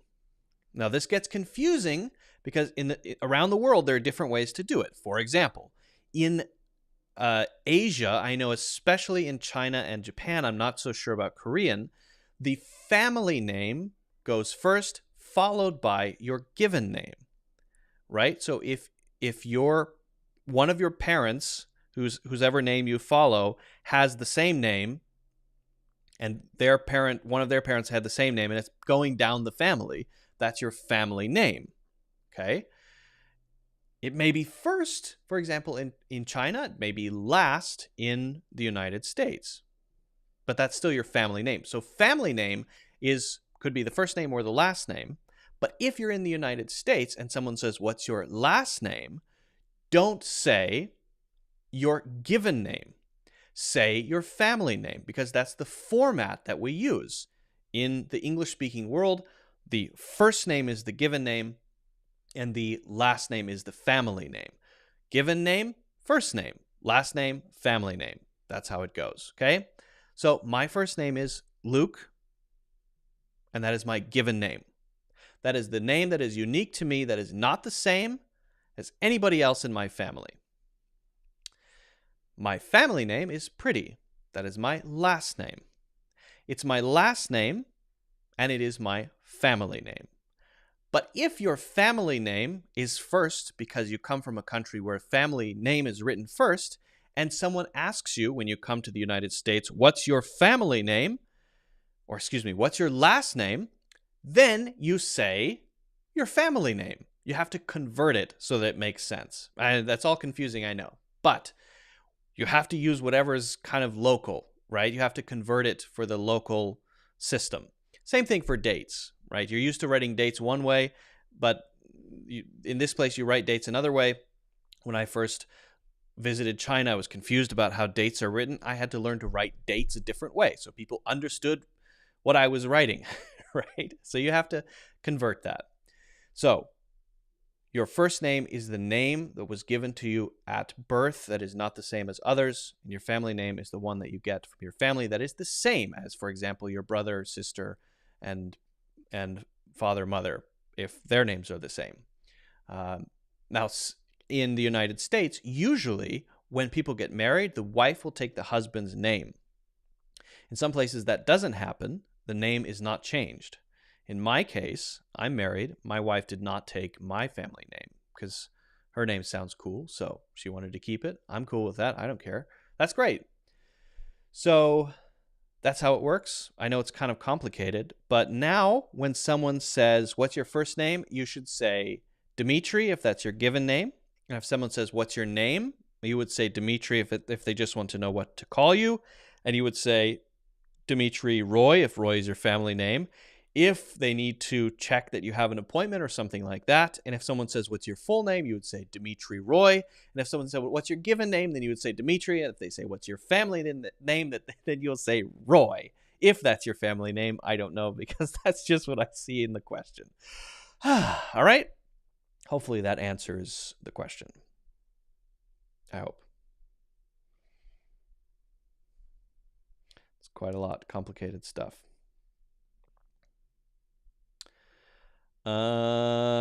It's 9 p.m. in France. I skipped preparing the meal because your video excites me. See you soon live. Oh, great. Corinne, thank you. You know what, Corinne, here's a tip. Because I also, I listen to a couple of live shows as well. What you can do is do both. Just put on some headphones. AirPods are good. Put on some AirPods. Cook. Right? Who needs to see the person? Put your phone somewhere. Listen and cook. I've had many people say, I listen to your videos or your live streams and do housework. Great. That's perfect. Do that. That's what you should do. Housework is the perfect thing to combine with English learning. Anyway, is the letter C? This is the last question I'm going to take, and then I think we're going to wrap it up because I'm starving. I haven't eaten anything today. It's 3:17 p.m., and I have not eaten a single bite of food. Helen says, is the letter C silent in the word adjective? And the answer is yes. Usually people do not say it as adjective. It's usually pronounced adjective. Adjective. Usually pronunciation goes in the way of what's easier. I've heard some people say adjective, but 99.9% of the time I think people are going to say adjective, adjective, adjective, adjective. And in fact, they're going to take that T sound off and then replace it by a light D sound. So instead of saying adjective, they might even say adjective, adjective, adjective. Hear that light adjective, adjective, adjective, adjective. So it's going to be a light D sound sometimes too. Either way, those two are the most common pronunciations. It's interesting. When you're learning pronunciation, there's the correct pronunciation you learn. And I put correct in quotes there. Correct pronunciation. And then there's the pronunciation that most people use. I think a good example would be clothes, right? Technically, the correct pronunciation would be clothes, clothes, clothes. Now, if you notice there, very quickly, I flick my tongue out and bring it back in. Watch carefully. Let's do an unfortunate zoom in here. Can we do that? Can we do an unfortunate zoom? Here we go. Clothes, clothes, clothes. All right. However, that is not the way that most people say it most of the time. Most people are just going to use the pronunciation CLOSE as a verb. The pronunciation of CLOSE as a verb is close. No, there's nothing happening with the tongue there, right? Close. Close the door, close the door, close the door, close the door. Where are my clothes? Where are my clothes? Where are my clothes? That's not the correct pronunciation, but that is the way that people are going to say it 99% of the time. So you have to make your choice now, which one you want to learn there. So I always recommend, and this is something that I talk about in my courses as well. I have a course called it's all about mastering real pronunciation. It's called Advanced American English Pronunciation. Feel free to check that out in the links. The way to learn pronunciation is not by reading anything. It is not by phonetic symbols. It is very clearly the way that any native English speaker will learn how to pronounce the language, which is through listening. So if you develop your listening skill, you're able to define what is the sound I'm hearing there. You can discern that. That is improving your listening over time, which is great, which is going to allow you to understand more, and at the same time, allowing you to say exactly what most people are saying. So you trust your ears over what you're reading, right? Okay, I'm seeing a C there, but when I actually listen carefully, I'm not hearing anybody say adjective. I'm hearing people say adjective. Well, because that's what I'm hearing, maybe it makes sense to do that myself. And that's what I would recommend.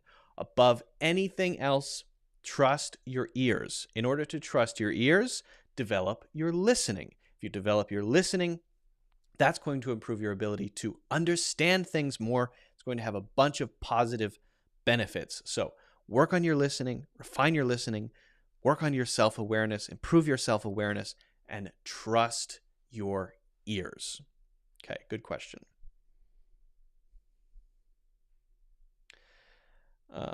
Something. Steve Jobs put I before phone to sound like hyphen, as if the smartphone connects people with, yes, like hyphens connect the world. That is a, Chama, that I think is a good point. In fact, I wonder if they had the conversation at Apple about whether or not to put a hyphen between I and phone. Because I is supposed to be like a human being. Human being use phone, right? And it's also interesting that they made it always a lowercase I, a small I, because that looks like a little person standing there with their little head, right? So it's a little person with beside the phone. So it connects us to the human component. And I think that's something that Apple has always done really well. Apple is the brand that always feels more connected to art and creating things and lifestyle, kind of the lifestyle tech brand. And a lot of other, especially computer brands, it feels a little cold and a little techie and robot-y, and I don't know about that. So I think that's one thing that Apple has always done really well, is connect the human part to the technology, and that makes it feel very friendly. But this is coming from an Apple user. I use an iPhone, my computer is Apple, everything is Apple. So anyway, as I said, I'm very hungry. I appreciate all of you joining. We do these every Wednesday and Friday. Different styles. Wednesday, I'm going to generally stick to doing, I'll be doing a lesson and then going through some topics. And then Friday is going to be a little bit more intensive. We'll have some things on the actual blackboard to talk about and go through. So if you're interested in joining me for a one-to-one session sometime, don't be scared. Let me know, and you can just reach out to me and let me know. You have to be willing to do it live, of course, and also don't forget to check back every Wednesday and Friday. I've tried to do it earlier, but it's going to be, I will at least be live around 11 to noon on Wednesday and Friday. 11 to noon Eastern Standard Time on Wednesdays and Fridays. Okay? Yep, always live on Fridays. Always. Thank you all for joining. I appreciate it. I hope you have a great weekend. I hope that you have some fun stuff to do. I hope that you stay cool if it is hot, wherever you happen to be. If you're in a heat wave, I hope at least you have some form of air conditioning. If I missed your question today, I'm sorry. Hopefully we'll get to it next week on Wednesday or Friday. If you haven't already done so, feel free to check out my full courses in the links in the description, especially the yearly membership, which is the best deal because it comes with a one-to-one level assessment with me, as well as access to the Cloud English community, one of the groups. And again, have a great weekend. I will talk to you all next week. Bye-bye. See ya.